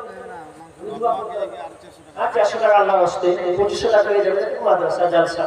বুঝতে পারছি অনেক মানুষ চালাক আছে, কেমন চালাক আছে, 5000 টাকা দিয়ে আছে, 4000 টাকা আছে, বক্তা চালাক তো শ্রোতাও চালাক। ওই 4000 টাকা দাম উলিয়ে আছে, 5000 টাকা দেখো, 1000 টাকা দিয়ে 5000 টাকা, এরকম হচ্ছে এখন কালচার। তো বলছিলাম, তো নবীর জামানা, সাহাবীর জামানা কোন? তো আমিরুল মুমিনিন। তো আমিরুল মুমিনিনের জামানাতে একটা ছেলেকে দুটা ছেলে ধরে নিয়ে আসছে, চল তোর শাস্তি হবে, চল, তুই বাপকে মেরেছিস, বাপকে হত্যা করেছিস, তোর শাস্তি। বাপকে হত্যা করা না মানে আপনি যদি একজনকে হত্যা করেন তা আপনাকে হত্যা করা হবে। আরবের আইন, আপনি কাউকে হত্যা করুন আপনাকে হত্যা করবে, আপনার বাঁচার পথ নাই। তো নিয়ে টেনে ছেঁচড়ে দিয়ে চলে চল, বাপকে মেরেছিস তোকে হত্যা হতে হবে। এবার টেনে ছেঁচড়ে যখন নিয়ে চলে যাচ্ছে, তো নিয়ে যাওয়ার পর বলছে আমি বলছে কি হয়ে গেল, বলছে এই ছেলেটা আব্বাকে মেরেছে, আব্বাকে মেরেছে। আব্বাকে যখন মেরেছে তো বলছে এই তুমি তোর আব্বাকে মেরেছো? তখন ওই রাখালটা বলছে আমিরুল মুমিনিন মেরেছি, এর মধ্যে কারণ আছে। আমার উটে কোন ভুঁয়ে চড়ছিল, ওই উটটাকে তার বাপ আমার উটের চোখে কানা করে দিয়েছে। আমি রাখাল মানুষ, আমি সহ্য করতে পারিনি। আমি যখন দেখলাম আমার উটের চোখ ক্ষত বিক্ষত হয়ে গেছে, রক্ত ঝলঝল করে ঝরছে, আমিও বকাঝকা করতে লাগলাম। আমার উপরে বকাঝকা শুরু হলো। আমি সহ্য না করতে পেরে আমি একটা পাথর নিয়ে ওর আব্বার মাথায় মারলাম। চোখটা কানা হয়ে গেছে, মাথায় চোট পড়েছে। তো এমন ভাবে চোট পড়েছে, সঙ্গে সঙ্গে তার বাপ মারা গেছে, আর সে বাঁচেনি। কিন্তু আমার উদ্দেশ্য ছিল, আমি মেরেছি, আমার উদ্দেশ্য ছিল না হত্যা করা। আমার পাথরে এক পাথরে সে মারা যাবে, আমি এটা ভাবতে পারিনি, মারা গিয়েছে। এবার আমিরুল মুমিনিন বলছেন সে ছেলেদেরকে বলো, এই ছেলেরা তুমি কি রাখালটাকে ক্ষমা করবে কিনা? রাখালরা আপনার কিনা? ওই ছেলেটা বলছে না না, আমি ক্ষমা করব না, আমার আব্বাকে হত্যা করেছে, একেও হত্যা করতে হবে, হত্যা করতে হবে, হত্যা করবে। টাইম হলো শুক্রবার, ভালো করে শুনেন। ওয়াদা কাকে বলে ভালো করে শুনেন। হত্যা করবে শুক্রবারের পর, নামাজ পড়ে। টাইম হচ্ছে তো বলছে আমিরুল মুমিনিন বলছেন এই বালক, এই ছেলে, তোমাকে তো ফাঁসি দেওয়া হবে, হত্যা করা হবে, বলো তোমার কোন শেষ মুহূর্তে কোনো ইচ্ছা আছে কিনা বলো। তখন ওই ছেলেটি বলছে আমিরুল মুমিনিন আমি যে মারা যাব, আমাকে হত্যা করবেন, আমার আপত্তি নাই, তবে আমাকে একটু সময় দেন। আমি বাড়িতে গিয়ে আমার ভাইয়ের সঙ্গে আমানতের বোঝাপড়া করব, কিছু টাকা মালধন আছে, ওগুলো আমাকে মানুষ বিশ্বস্ততা রেখেছে, আমার উপরে নির্ভর রেখেছে, বিশ্বাস করেছে, ওগুলো আমাকে মানুষকে দিতে হবে, আমাকে সময় লাগবে না, একটু সময় দেন, আমি ওগুলোকে বাড়িতে বুঝিয়ে চলে আসবো, এরপরে আপনি আমাকে ফাঁসি দিয়ে দেন, আমার কোনো টেনশন নয়, আমি এ বিষয়ে কোনো চিন্তা করি না। আমিরুল মুমিনিন বলছে হে বালক, আমি তোমাকে ছাড়তে পারবো না, তবে আমি তোমাকে ছাড়তে পারবো, তুমি একটা জিম্মেদার দাও, তুমি একটা জিম্মেদার দাও, আর জিম্মেদার যদি দাও তাহলে তোমাকে ছাড়বো। জিম্মেদার কেউ হচ্ছে না, কেউ জিম্মেদার হচ্ছে না। একজন সাহাবী উঠে দাঁড়ালেন, ইয়া রাসূলুল্লাহ আমি এই বালকটার জিম্মেদারি হলাম, এই বালকটার আমি জিম্মেদারি হলাম, যাক লোকটা চলে যাক। আমিরুল মুমিনিন বলছেন ওরে সাহাবী তুমি একবার ভাবো, ছেলেটা যদি চলে যায় আর যদি না আসে তাহলে তোমাকে ফাঁসি দেওয়া হবে। বলছে ঠিক আছে, কোনো অসুবিধা নাই, আমি বিশ্বাস রাখলাম, জিম্মেদার হলাম, সে চলে যা। এবার ছেলেটা চলে গেল, যাওয়ার পর এবার যখন সে চলে গেছে, এবার কিন্তু সে আর আসছে না। একদিন চলে যাচ্ছে, 2 দিন চলে যাচ্ছে, 3 দিনের মাথায় এবার ফাইনাল হচ্ছে কি সাহাবীকে হত্যা করা, সাহাবীকে ফাঁসি দেওয়া হবে, সাহাবীকে কাতাল করা হবে। সবাই অবাক হয়ে গেল, কার দায়িত্ব নিতে গেল রে, কে ফাঁদে পড়তে গেল, কার মরার কথা পেয়েছে মরছে। এবার সে কি করলো, এমন সময় আপনার কিনা ওই সাহাবীটাকে দিয়েছে, মাশাআল্লাহ, বেশি খেয়াল করুন, 26 হয়ে গেল, সুবহানাল্লাহ, চাইলে ভাই পাওয়া যেত, কে ছিল নাম টাম বললেন না, 26 করে দিলেন, 400 করে দিয়ে দিলেন। হ্যাঁ, গোটা গোটা পূর্ণ যার আল্লাহুম্মা সাল্লি আলাইহি আল্লাহুম্মা বারিক আলা হায়াতিল বারাকাল্লাহ রব্বুল আলামিন বেনামিতে প্রথমে 2100 টাকা দিয়েছেন, 400 টাকা আপনার, আল্লাহ প্লাস পয়েন্ট আর 100 টাকা যোগ করেছেন, 2500 টাকা দিয়েছেন। আল্লাহ দানকে আল্লাহ তুমি কবুল করে নাও, আল্লাহ রোজগারে বরকত দাও, বালা মুসিবত দূর করে দাও, আমিন সুম্মা আমিন। এবার ওই সাহাবীকে যখন ফাঁসি দেওয়া হচ্ছে, এমন সময় ওই বালকটি ঘোড়া ছুটিয়ে চলে আসছে, ছুটে চলে আসছে, বলছে দাঁড়াও দাঁড়াও, কে যেন আসছে ঘোড়াকে। তখন দেখছেন ওই বালকটা চলে আসলেন। এবার আশ্চর্য হয়ে গেল সবাই, জানতো বাঁচাবে কিন্তু আবার সে রিটার্ন আসলো। তখন ওই খাল বালকে বলছে, আমিরুল মুমিনিন বলছেন বালক রে, ও ছেলে বলো, তুমি তো আগে আসলে বেঁচে যেতে, তুমি কেন আসলে না বলো। এবার সে বলছে আমিরুল মুমিনিন লোকটা আমার জিম্মেদার নিয়েছে, সাহাবী আমার জিম্মেদার নিয়েছে, আর আমি তাকে আমাদের খেয়ানত করব, জিম্মেদার নিয়েছে সেটা খেয়ানত করব, এটা আমি কখনো করতে পারবো না। যদি আমি এটা মুনাফিকের আলামত হয়ে যাবে। যদি আমি না আসতাম তাহলে পৃথিবীর মানুষ জানতে পারত মুসলমানেরা কথা দিয়ে কথা রাখে না, এটা আমি চাই না। এই জন্য আমি নিজ ইচ্ছায় চলে এসেছি, এটা আমার কাজ, এটা আমার উপরে বর্তাবে, সাহাবীর নয়। এবার ওই সাহাবীকে জিজ্ঞাসা করছেন আমিরুল মুমিনিন, এই সাহাবী তুমি কেন দায়িত্ব নিতে গেলে, জিম্মেদার কেন নিতে গেলে? ওই সাহাবী বলেছেন ইয়া রাসূলুল্লাহ, ইয়া আমিরুল মুমিনিন, ও আমিরুল মুমিনিন আপনি শুনেন, কেউ নিতে চাই না, আমার ভাই বিপদে পড়েছে, আমার এই রাখাল ভাইটা বিপদে পড়েছে, জিম্মেদারি দরকার ছিল। আমি যদি জিম্মেদারিটা না নিতাম তাহলে পৃথিবীর লোক জানবে মুসলমানেরা জিম্মেদারি নিতে জানে না, মানুষের বিপদের মুখে তারা দাঁড়াতে জানে না, এটা মানুষের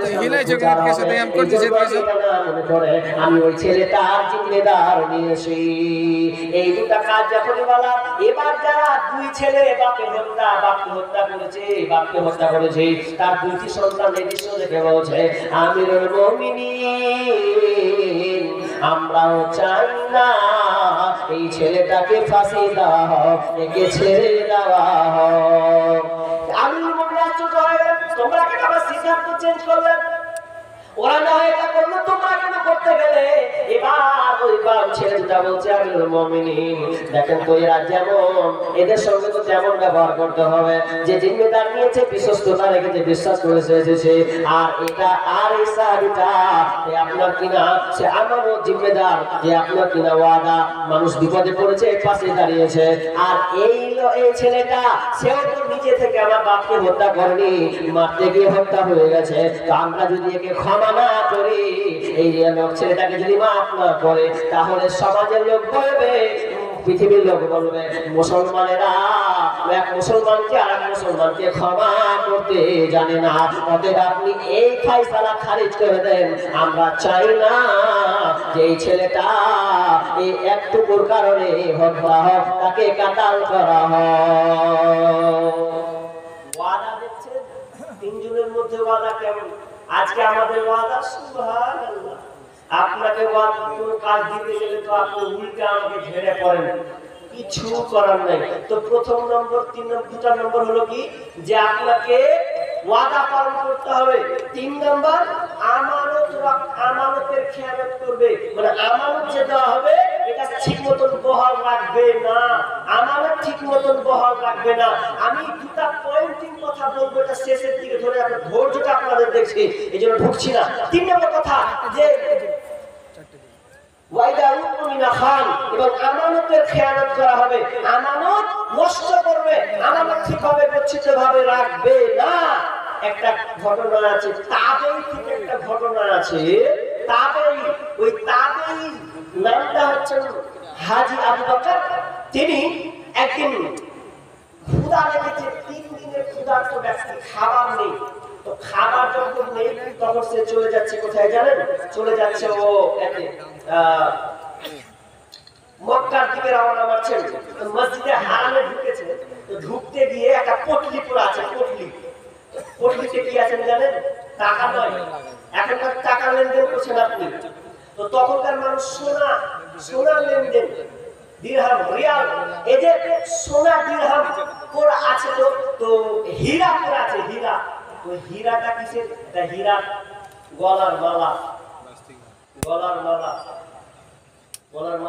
মানে কোটি কোটি টাকা দাম হবে, পটলিতে বাঁধা আছে।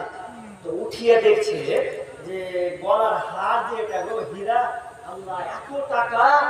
তো লিয়ে উঠিয়ে নিয়েছে, খেয়াল নেই মসজিদে হারামে আছে, মসজিদে হারামে কোটা খেয়াল নেই।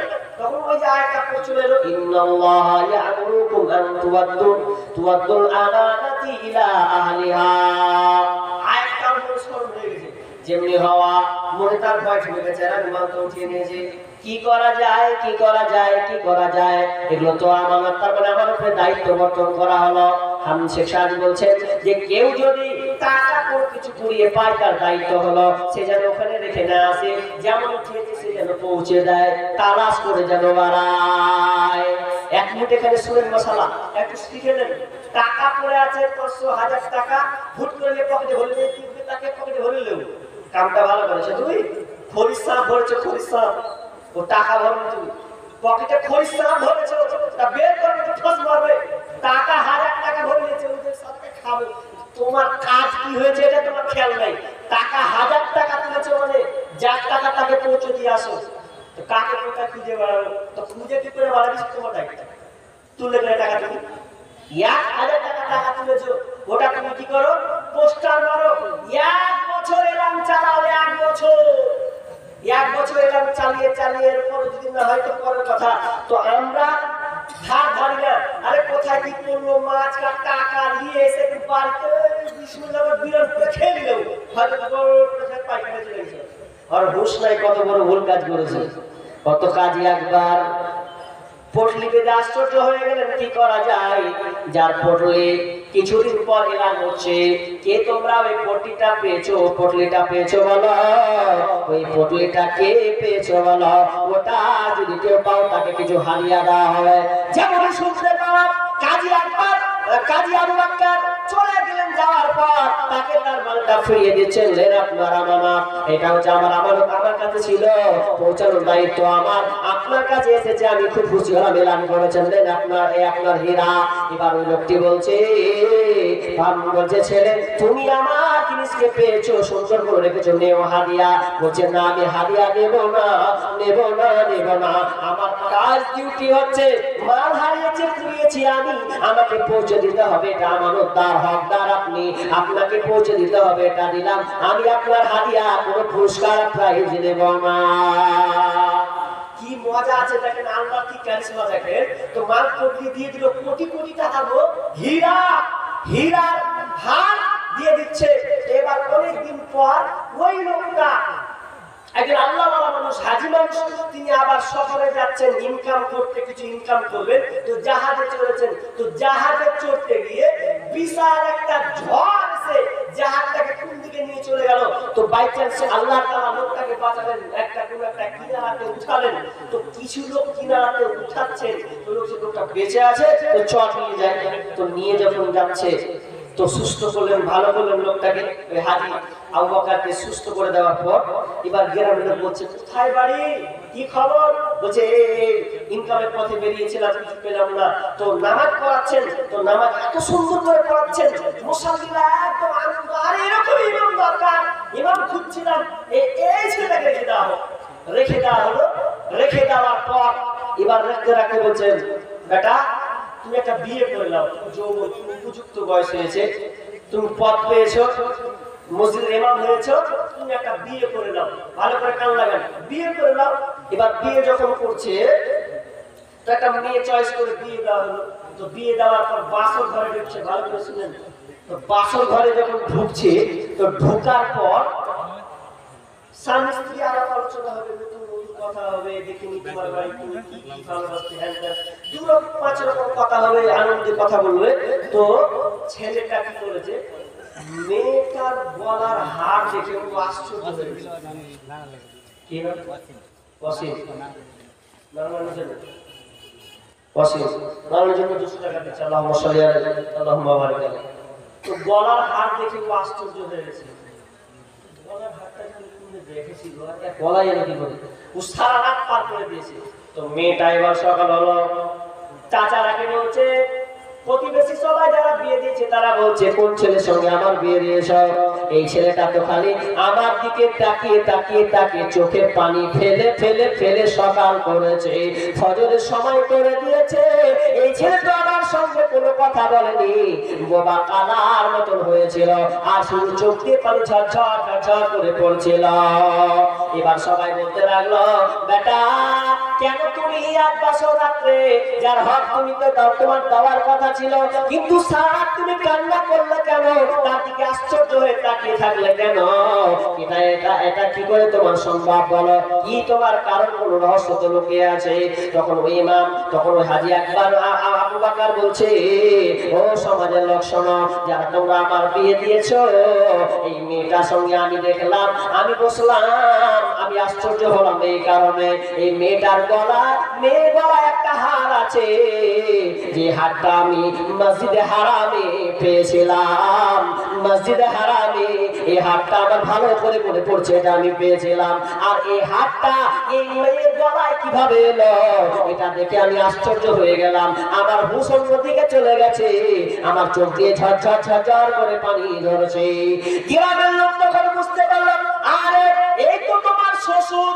তোমার শ্বশুর তো তোমার ব্যাপারে আমাদেরকে অনেক আলোচনা করেছিল, বলেছিল আমার মেয়ের সঙ্গে যদি ওই ছেলেটাকে পাও, যেই ছেলেটা মসজিদে হারামে আমার স্বর্ণকার, আমার হীরা গলার হার পেয়েছিল, ওই ছেলেটার সঙ্গে আমার বিবাহ দেব।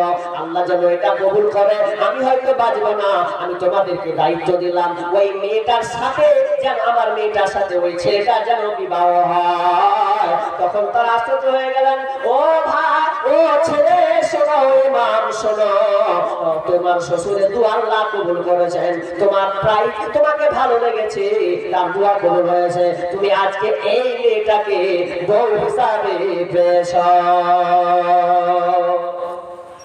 আমানত কাকে বলে দেখেন, কোটি কোটি টাকা ছাড়ছেন, দিয়ে দিচ্ছেন, আবার তিনি দিয়ে দিচ্ছেন প্রাইজ কি, তো এর বিনিময়ে তিনি একটা দেখেন কোথায় প্লাবিত হয়ে হয়ে হয়ে কোন কিরাতে আল্লাহ নিয়ে গেলেন, মসজিদের ইমাম বানালেন তো বানালেন, একজন দিনদার মহিলা আল্লাহ তাআলা তার জন্য নিযুক্ত করলেন। তো কি কারণে?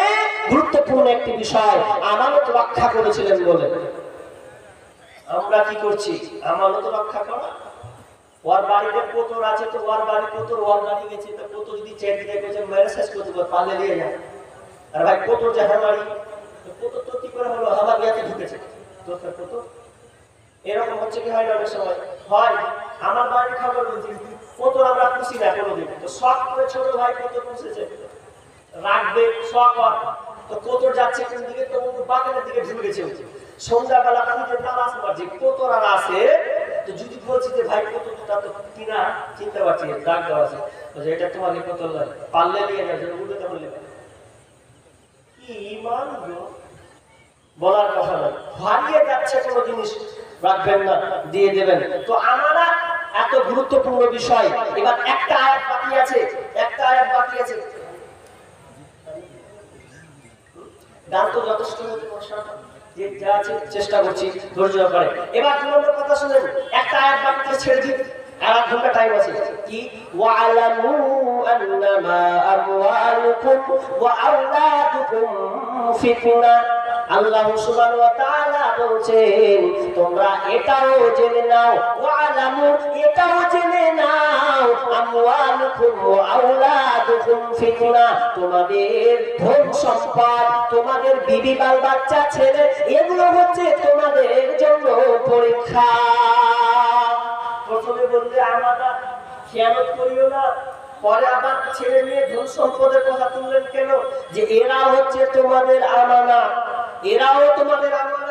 আমরা মনে করছি টাকা পেয়েছি মানে ওরে আমার সোনা রে, ওরে আমার কইলা ধন রে, ধন নয়, ওটা তোমার জন্য আমানত। যদি ও ডিসমিস করে দেয়, সব হিসাব তোমাকে দিতে হবে। ছেলেমেয়েরা 7 বছর হয়ে যাচ্ছে, আমানত আপনাকে আল্লাহ দিয়েছে, আপনি বলছেন সালাতে তাগিদ করেছেন, মুরু আওলাদাকুম বিসসালাহ ওয়া হুম আবনা। তো আপনি সন্তান 7 বছর হতে গেলে আপনার সন্তানকে আপনি নামাজের তাগিদ করবেন, এটা দিচ্ছেন না, তার আগে আপনি কি করছেন? মোবাইল দিচ্ছেন। আর আজকালকার বিবিরা কত যে আমানতদার, সুবহানাল্লাহ। পেটে বাচ্চা কে আছে গো, পেটে বাচ্চা আছে, কত আমানতদার রাখছে ও। আগেকার মতনটা ভালো ছিল, সঙ্গীত আছে আমার, এখন সোশ্যাল মিডিয়াতে ভাইরাল হয়, পেন্ডিং এ আছে।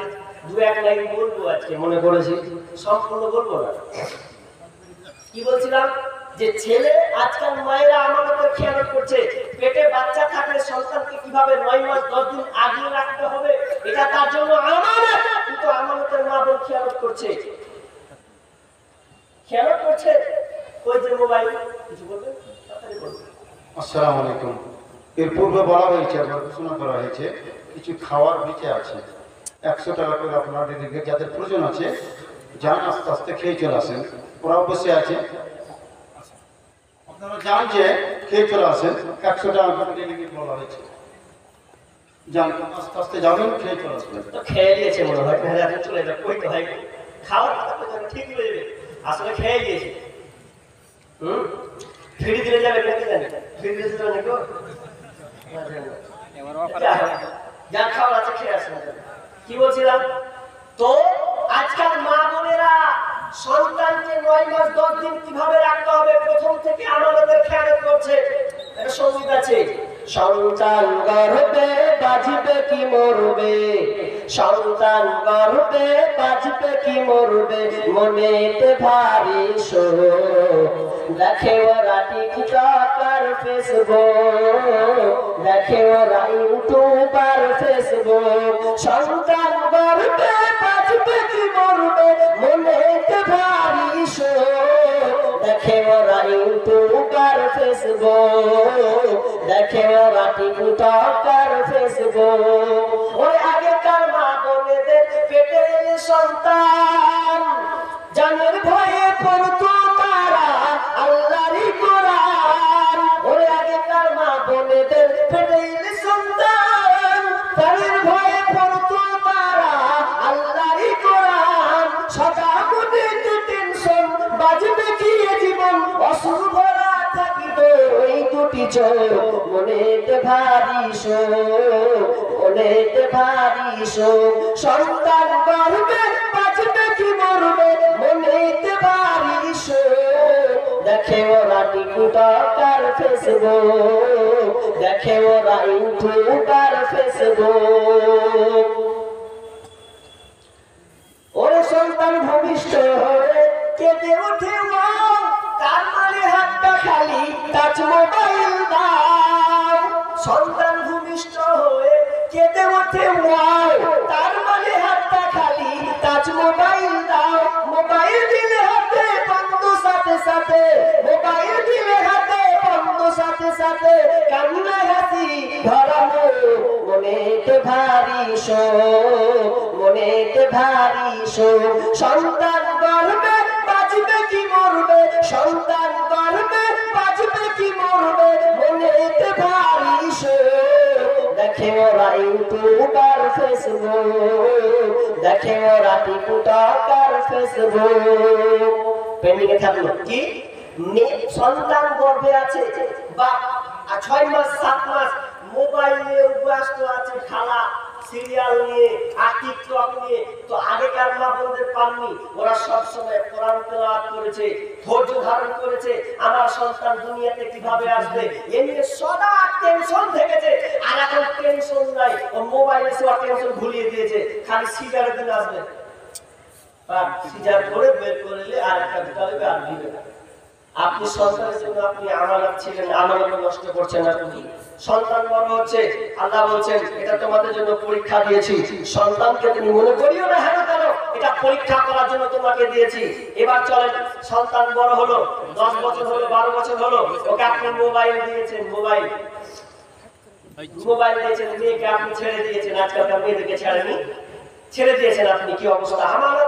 আমানতের খেয়ানত একটা হাদিস আছে, শেষে বলে দেবো ইনশাআল্লাহ, বলে দেবো। কিন্তু কথা হচ্ছে যে আমানতের খেয়ানত আমরা কতটা করছি গার্জেনরা। একটা সন্তান বড় হচ্ছে, তাকে আপনি গাইডলাইন করবে, আপনি স্টেশনগুলোতে যান, স্টেশনগুলোতে দেখেন একদম ট্রেন থেকে নামছে, শামসি মোড় বলেন, আপনি হরিচন্দ্রপুর বলেন, ভালুকা বলেন, মালদা বলেন, কিষানগঞ্জ বলেন, আর যেখানে বলেন না কেন প্রত্যেকটা স্টেশনে দেখতে পাচ্ছি বরখা পরে জোড়া জোড়া একটা ছেলে নিয়ে নামছে। জোড়া জোড়া মেয়ে নামছে বরখা পরে। বরখা পরে তোর লাভটা কি আছে? কি লাভ আছে তোর বরখা পরে? তোর ও আপনার মেয়ের বরখা পরা আর শেখ হাসিনার বরখা পরা একই জিনিস, কোনো পার্থক্য নেই। কথাটা বুঝেননি? শেখ হাসিনা বাংলাদেশ থেকে ভারতে এসেছিল, মনে আছে? জি। যখন ওকে বাংলাদেশ পিটলো, জুতা পিটা করে, ভিডিওটা এখনো আছে। ওকে জুতা পিটছে তসলিমা নাসরিনকে, ওই তসলিমা নাসরিনকে আপনার কিনা জুতা পিটা করে, ভিডিওটা দেখি বারবার মাঝে মধ্যে। বেঈমানকে মাসে তো ঠিক করছে। তো বেঈমান ভারতে এসেছিল, তো বরখা পরে যেন না দেখতে পাই, তো ওর বরখা পরা আপনার বেটির বরখা পরা একই।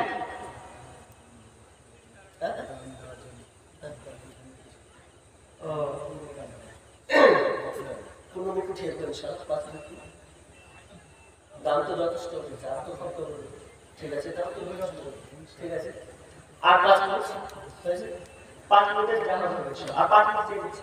তো কি বললাম যে আজকালকার বোরখা পরার স্টাইল, মা বোন আপনি আপনার মেয়েকে বোরখায় রাখবেন ঠিক আছে, কিন্তু ওর মধ্যে আল্লাহ ভীত আপনাকে ঢোকাতে হবে নাই।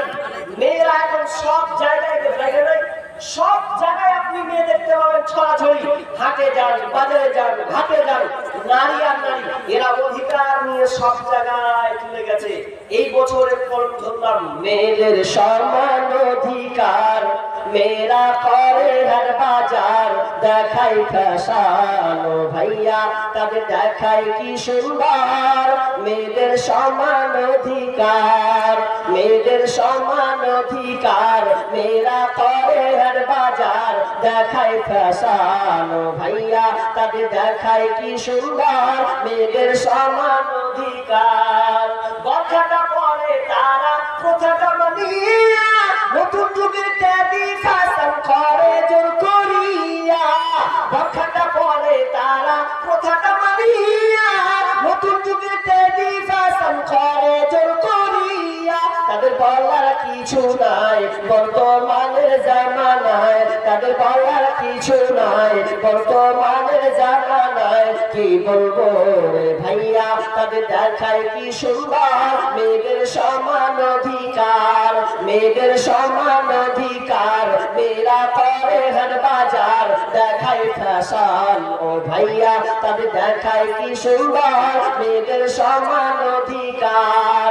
মোবাইলে কথা বলে প্রেমিকের সাথে, ঘন্টার পর ঘন্টা চলে যায় খবর রাখে না যে, মোবাইলে কথা বলে প্রেমিকের সাথে, ঘন্টার পর ঘন্টা চলে যায় খবর রাখে না যে, গজব দুনিয়াতে ভাই আসতে দেরি তো আর নাই, গজব দুনিয়াতে ভাই আসতে দেরি তো আর নাই, কি বলবো রে ভাইয়া তাদের দেখায় কি বদকার, মেয়েদের সমান অধিকার, মেয়েদের সমান অধিকার, মেয়েরা করে হাট বাজার, দেখায় ফ্যাশন ও ভাইয়া তাদের দেখায় কি বদকার, মেয়েদের সমান অধিকার। কলেজেতে যাইবো তারা লেখাপড়ার নামে, লেখাপড়া ছেড়ে তারা প্রেমের আলাপ করে, গোরা প্রেমের আলাপ করে, কলেজেতে যাইবো তারা লেখাপড়ার নামে, লেখাপড়া ছেড়ে তারা প্রেমের আলাপ করে, ওরা প্রেমের আলাপ করে, এদের মা বাবার খবর নাই এসব কি করতেছে ভাই, ওদের মা বাবার খবর নাই এসব কি করতেছে ভাই, কি বলবো রে ভাইয়া তাদের দেখায় কি সুন্দর, মেয়েদের সমান অধিকার, মেয়েদের সমান অধিকার, মেয়েরা করে হাট বাজার, দেখায় ফ্যাশন ও ভাইয়া তাদের দেখায় কি সুন্দর, মেয়েদের সমান অধিকার।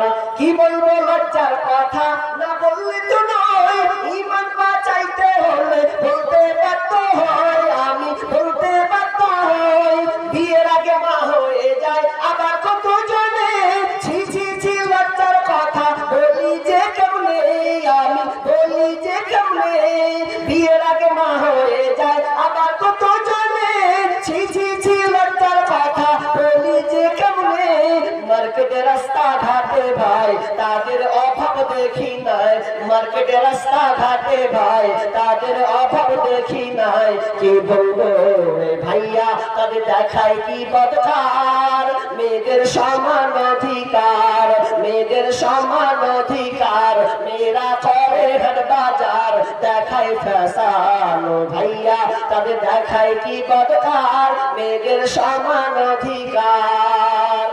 সব জায়গায় ছড়াছড়ি মেয়েদের, এমন সময় হয়ে গেছে আজকে দিন দিন মেয়েদের তালিকা বাড়ছে। আপনি আপনার মোবাইল দিয়েছেন আপনার মেয়েকে, খবর নাই আপনি মেয়েকে আওয়ারা জিন্দেগি দিয়ে দিয়েছেন, আর ওই জিন্দেগি দিতে দিতে দিতে দিতে দিতে একটা এমন সময় আসবে যে আপনার মেয়ে আপনার মুখ পুড়িয়ে চলে যাবে, তখন ঠেকাবেন কি দিয়ে? আপনি মোবাইল দিয়ে আপনি কি করেছেন? একজন রাইটার লেখক, আমি কথাটা পুরো আমি আশ্চর্য হয়ে গেছি, নোট করেছি ফেসবুক থেকে নিয়ে, তিনি বলছেন যে কোন বাপ কোন মা যদি একটা মেয়েকে মোবাইল দেয় ওর হাতে, তাহলে সে একটা পরপুরুষের আশ্রয় দেবে। কথাটা বুঝেননি আপনি? কথাটা খুব খাঁটি কথা। আপনার মেয়েকে আপনি মোবাইল দিলেন মানে আপনার ওই মেয়ের ঘরে পরপুরুষের আশ্রয় হয়েছে। আপনার মেয়ে কি কখন কি দেখেছে, কোন মেয়ে রাতে কত গোপনে করেছে, অথচ সেগুলো বোন তোমাকে প্রকাশ করা হবে। তুমি সেদিন দেখতে পাবে আল-ইয়াওমা নাখতিমু আলা আফওয়াহিহিম ওয়া তুকাল্লিমুনা আইদিহিম ওয়া তাশহাদু আরজুলুহুম বিমা কানু ইয়াকসিবুন। সেদিন তোমার মুখ বন্ধ থাকবে, তোমার হাত, তোমার পা তখন চলমান, কথা বলবে আল্লাহর সঙ্গে, সব ধরা পড়বে। আজকে বাপকে ফাঁকি দিয়ে, মাকে ফাঁকি দিয়ে, সমাজকে ফাঁকি দিয়ে আজকে তুমি অন্যায় করছো, ওই জিনিসটা সেদিন কিয়ামতের মাঠে দেখানো হবে। প্রিয় হাজিরিন, এবার শেষে লগ্নে আর 15 মিনিট চেয়েছি, তো 15 মিনিট হচ্ছে এই পরের আলোচক একদম শেখুল হাদিস, তিনি কোরআন হাদিসের পণ্ডিত, তিনি অনেক বই লিখেছেন, তার বই আর ওই বই থেকে অনেকে আপনার কিনা জ্ঞান পেয়েছে, তার বই থেকে ইলম অর্জন করেছেন, অনেক বক্তা সেই বই থেকে মানুষকে বুঝায়। তো তিনি শুয়ে আছেন, চলে আসবেন, 11:30 টাইম দেওয়া হয়েছে, ওনার মহামূল্যবান আলোচনা করবেন। আমি আর 10 মিনিট, এই জন্য আপনি উঠবেন না। এই 10টা মিনিট, এই 10টা মিনিট 12টা মিনিট আপনার কাছে আমি চেয়ে নিচ্ছি। এই মাদ্রাসার খাতিরে, এটা প্রতিষ্ঠান, আপনাদের অনুদান এটা চলে, এটা আপনাদের অনুদানে চলে। বলবেন মৌলভী সাহেব আমরা গরিব মানুষ কি দিব, কথাটা খারাপ নয়, অথচ আল্লাহ রাসূল বেলালকে বলছেন, বেলাল, বেলাল তুমি আল্লাহ রাস্তায় দান করো, আল্লাহ তোমাকে দেবে। অথচ বেলাল এমন একজন হাবশী গোলাম, তিনি এমন একজন সাহাবী যার কিনা পরনে সুন্দর কাপড় না, শুধু তার একটা লুঙ্গি, তার নিজেকে নিচটাকে ঢাকানোর জন্য তিনি কোন রকম নিচটাকে ঢেকে রাখতেন, যার কোনো কিনা পরনে লুঙ্গি ছাড়া আর কোনো কাপড় নাই।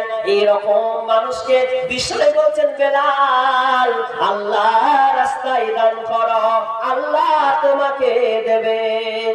দে যাকাত, দে যাকাত, তোরা দে রে যাকাত, দে যাকাত, দে যাকাত, তোরা দে রে যাকাত। তোর দিল খুলবে পরে, আগে খুলক হাত, তোর দিল খুলবে পরে, আগে খুলক হাত। দে যাকাত, দে যাকাত, তোরা দে রে যাকাত, দে যাকাত, দে যাকাত, তোরা দে রে যাকাত।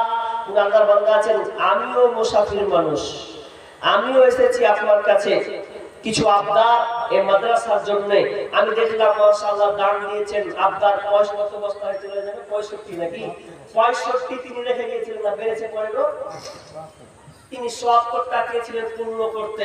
তো আমি ভাবছি আর 25 বস্তা পূর্ণ করে দিই, 65 আর 25 কে নাকি, তাহলে 100টা হয়ে যায়, 100টা হয়ে যাবে। তো আমি 25 বস্তা আবদার করবো, একটা করে বস্তা দিতে পারবেন না? পারবেন, অবশ্যই পারবেন। বেলালকে যদি আল্লাহ রাসূল বলে, বেলাল তোমার লুঙ্গি ছাড়া কোনো কিছু নাই, এরকম মানুষ আর দুনিয়াতে একটাও নাই, আল্লাহ যথেষ্ট, আপনি 303 বেলা খাচ্ছেন, এই রকম লোক আজকে আপনাকে দাঁড়াতে হবে। বেলালের মতন অনুপ্রেরণা, ঈমান তাজা করতে হবে। একটা কথা বারবার বলি, আজ বলছি, যার টাকা বেশি তার দাম বেশি, এটা মিথ্যা কথা। আবার বলছি, যার টাকা বেশি তার দাম বেশি, এটা মিথ্যা কথা। বরঞ্চ যার ঈমান বেশি তার দাম বেশি, যার ঈমান বেশি তার দাম বেশি। তো দানটা 10 টাকা হতে পারে, 10 টাকা হতে পারে, 50 টাকা হতে পারে, কারণ ঘন ঘন দান করবে, ইনকাম করবে, প্রতিদিন দিবে, একবার এই বালা ওই বালা করে দানকে বাড়া থাকবে। আবু বকরের মতো লিস্টে চলে যাবে, উসমান ফেলিওর, উমার ফেলিওর। ফার্স্ট হচ্ছে কি আবু বকর, তিনি দান দিচ্ছেন কয়েক টুকরা, তো বলছে 1 নম্বর জয়ী হচ্ছে আবু বকর। তো আবু বকরের মতন আমাদেরকে দান করতে হবে। আমি আপনাকে বলিনি আপনার ঘরের আটকাটা আপনাকে মাদ্রাসায় লিখে দেন, এটা বলিনি। আমি মাত্র 25 বস্তা 100 আমি 100টা পূরণ করবো, 25 বস্তা আমি আপনাদেরকে চাইছি। অনেক শ্রোতা আছেন, পারবেন তো 1 বস্তা করে ইনশাআল্লাহ, বেশি না 1 বস্তা করে 25 জন অবশ্যই পারবেন। আরেকজন বাবু দিয়েছেন কত, 50 টাকা এক সিমেন্ট লিখবো নাকি, এক গোড়া, মাশাআল্লাহ। এই বাবজি এক গোড়া লিখে দেন তো, লিখছেন, লিখেন, ফটাফট লিখেন। একটা হলো 24 কলম, 24টা বস্তা, 24 ব্যাগ। আল্লাহর রাস্তায় আল্লাহর রাস্তে চিন্তা করে দেখো না কবরে কি যাইবা না, চিন্তা করে দেখো না কবরে কি যাইবা না, যেই কবরে আল্লাহ ছাড়া বন্ধু কেহ থাকবে না, যেই কবরে আল্লাহ ছাড়া বন্ধু কেহ থাকবে না, চিন্তা করে দেখো না কবরে কি যাইবা না, চিন্তা করে দেখো না কবরে কি যাইবা না। এই দুনিয়া ছাড়িয়া কোথায় যাইবা ভাগিয়া, এই দুনিয়া ছাড়িয়া কোথায় যাইবা ভাগিয়া, মরণ তোমায় লইবে ঘিরে যতই করো বাহানা, মরণ তোমায় লইবে ঘিরে যতই করো বাহানা, চিন্তা করে দেখো না কবরে কি যাইবা না, চিন্তা করে দেখো না কবরে কি যাইবা না, যেই কবরে আল্লাহ ছাড়া বন্ধু কেহ থাকবে না, যেই কবরে আল্লাহ ছাড়া বন্ধু কেহ থাকবে না, চিন্তা করে হুমায়ুন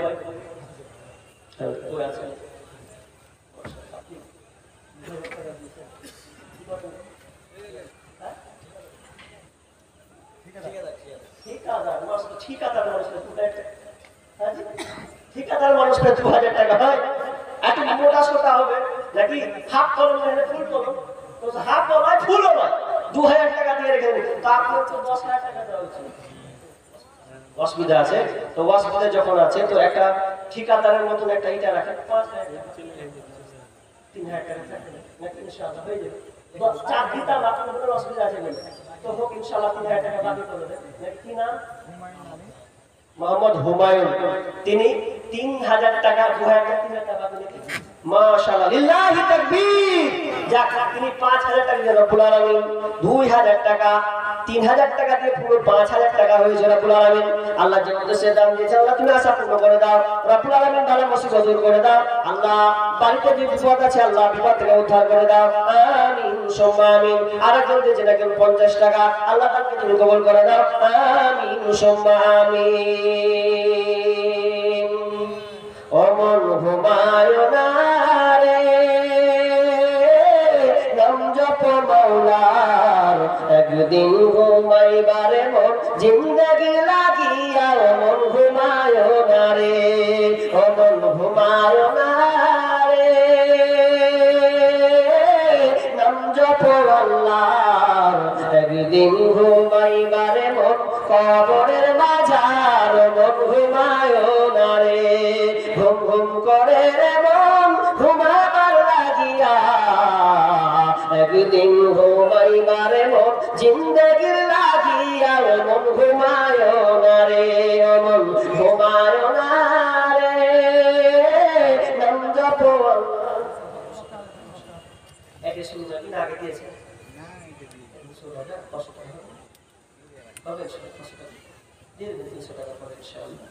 হবে মাশাআল্লাহ। কি নাম সাইদুল আলম মাশাআল্লাহ ভাই 200 টাকা 300 টাকা বাকি আল্লাহুম্মা সাল্লি আলাইহি আল্লাহুম্মা বারিক আলাইহি আল্লাহ আরেকজন 100 টাকা আরেকজন 100 টাকা আল্লাহ তুমি তাকে কবুল করে দাও, যে উদ্দেশ্যে যে আল্লাহ তুমি আশা পূর্ণ করে দাও, বালা মুসিবত দূর করে দাও রব্বুল আলামিন। যদি কেউ কবরস্থ হয়ে থাকে আল্লাহ তুমি কবর আযাব থেকে মুক্ত করে দাও আল্লাহ, জান্নাতি বিছানা বিছিয়ে দাও আর ঘরকে আলোকিত করে দাও আমিন সুম্মা আমিন। জীবনের মূল কষ্ট মায়ের প্রসব বেদনায়, 27 মান 7 জমিন তখন মায়েরই মাথায়। 300 টাকা কিছু লিখবেন নাকি সিমেন্ট কিলো 10 কিলো ধান কম হয়েছে 1 মণ হবে, হ্যাঁ ধান 1 মণ হবে, ভালো লাগবে শুনে, দানও হবে বলতে ভালো লাগছে তো 10 কিলো। নামটা লিখাবেন না, যে নামটা লিখবে 300 টাকা দিয়েছে 10 কিলো আর কি পাইয়ে দেন আল্লাহ রাস্তে টাকা বাড়বে না, ধান বাড়বে না, টাকা বাড়বে আছে আছে না তল দিতে আছে, তল দিকে আছে ওপর দিকে আছে ভাবি দিয়েছেন বাবা মায়ের জন্য দিয়েছেন বাবা মায়ের জন্য দিয়েছেন এক মহিলা থেকে 1000 টাকা আল্লাহুম্মা সাল্লি আলাইহি মা বাবা দিয়েছেন আহারে বাপ মা হয়তো মারা গেছে না কবরস্থ হয়েছে না বলে আলামিন আল্লাহ জানি না কি হালাতে আছে সন্তান মাকে মনে করেছে মাবুদ আল্লাহ তুমি এই দানটা ছোট বড় না করে আল্লাহ তুমি দানটাকে তুমি কবুল করে নাও আমিন সুম্মা আমিন জীবনের মূল কষ্ট মায়ের প্রসব বেদনায় সাত আসমান সাত জমিন তখন মায়েরই মাথায় আমার সুন্দর মুখ দেখে মায়ের ব্যথা যে যাই ভুলিয়া ও আমার প্রাণের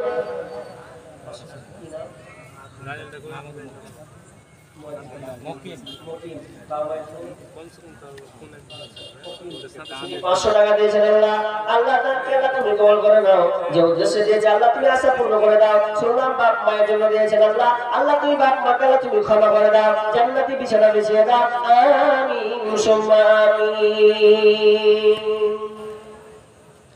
আমি যখন ছিলাম আমার মায়ের উদারে চলাফেরা করলেন যে মায় কত কষ্ট করে আমি যখন ছিলাম আমার মায়ের উদারে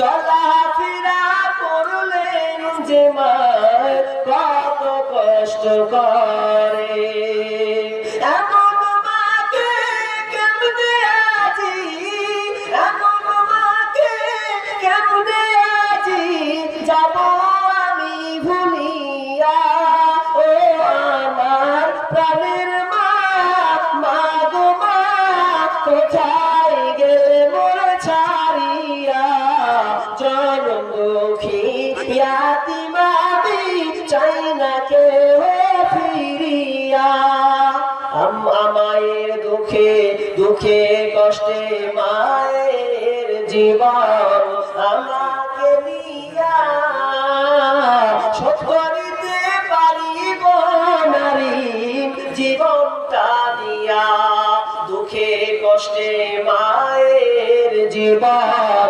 আমাকে নিয়া শোধ করিতে পারিব নারী জীবনটা দিয়া ঘুমের মাঝে মাকে দেখি ঘুমের মাঝে আচ্ছা যাবো যাবো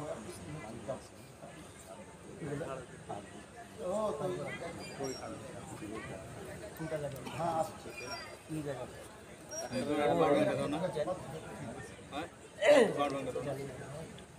মোবাইল এখন এটাতে লাগাইতে হবে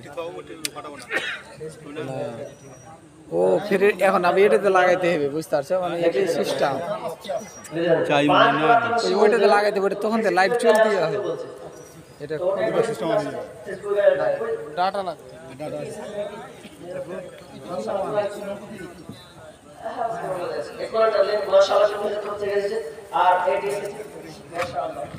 আর কি আছে ওটা আপনি একাই দিলেন মাশাআল্লাহ মাশাআল্লাহ এটিও সমেত কেন হে মাবু রব্বুল আলামিন 11 খানা কোরআন আল্লাহ এই তোমার মাদ্রাসায় দান করেছে রব্বুল আলামিন আল্লাহ তুমি দানকে আল্লাহ তুমি কবুল করে নাও রব্বুল আলামিন এটা কি দেন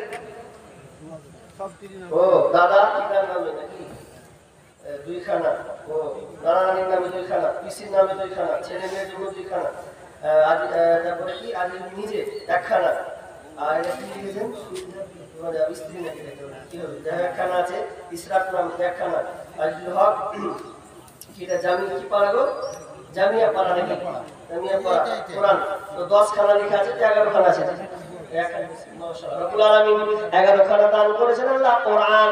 এই কোরআন ছেলেরা পড়বে রব্বুল আলামিন। রব্বুল আলামিন তুমি তুমি ক্ষমা করে দাও আল্লাহ, পরিবারকে সুখে রাখো, শান্তিতে রাখিও আল্লাহ। তুমি আল্লাহ তাদেরকে বালা মুসিবত থেকে দূরে রাখিও রব্বুল আলামিন। যতদিন থাকবে তারা যেন ঈমান হারাতে থাকতে পারে রব্বুল আলামিন। তারা যেন অসুখ থেকে যেন হেফাজতে থাকে রব্বুল আলামিন। তাদেরকে ধৈর্য রাখার তৌফিক দান করে। তারা আত্মীয়-স্বজন যদি কবরস্থ হয়ে থাকে আল্লাহ তুমি কবরকে প্রশস্ত করে দাও আল্লাহ। অন্ধকার কবরকে নূরে উজালা করে দাও আমিন সুম্মা আমিন। গজলটা শুনতে চাইলো কালেকশন করে মেয়েদের পক্ষ থেকে 25,528 টাকা, 25,528 টাকা। একটা চাঁদির বালা, একটা চাঁদির বালা আছে, একটা আংটি, একটা আংটি, দুটা কোরআন আর দুটা কোরআন, 13টা হয়ে গেল। মেয়েদের পক্ষ থেকে দিয়েছে মাশাআল্লাহ, আল্লাহ দানকে কবুল করে নাও। তো আমি ছেড়ে দিয়েছি একজন ভাই 5 বস্তা সিমেন্ট দিতে বলছে যে ফেসবুকে গাড়াটা কি কয়, তো ওটাই বলছি ওরা আপনার টাকা করে দিই। ওটা বলে আমি নেমে যাচ্ছি নতুন নিউটা রাখি রে কোনটা যে বললে তো ওই সময়টা বলে আমি শেষ করছি। ক্ষমা চাচ্ছি যেহেতু সবাই বক্তা চলে এসেছেন, তো এটা বলেই আমার আলোচনা শেষ করছি। বিষয় যাই হোক, বর্তমানে ফেসবুক হয়েছে সোনারে ভাই, যুবক যুবতী সবাই মিলে ফেসবুক চালায়, হায় হায় ছোট বড় সবাই মিলে ফেসবুক চালায়। ওই কত প্রকার আইডি আছে কি বলবো রে ভাই, ফেসবুক চালাইছি যারা তারা জানি ভাই। ওই কত প্রকার আইডি আছে কি বলবো রে ভাই, ফেসবুক চালাইছি যারা তারা জানি ভাই। ছেলে মেয়ে বুড়ি বুড়া একই রোগে খাইছে ধরা, এই রোগের ডাক্তার কিন্তু ভারতবর্ষে নাই। বর্তমানে ফেসবুক হয়েছে স্বর্ণরে ভাই, যুবক যুবতী সবাই মিলে ফেসবুক চালায়, হায় হায় ছোট বড় সবাই মিলে ফেসবুক চালায়।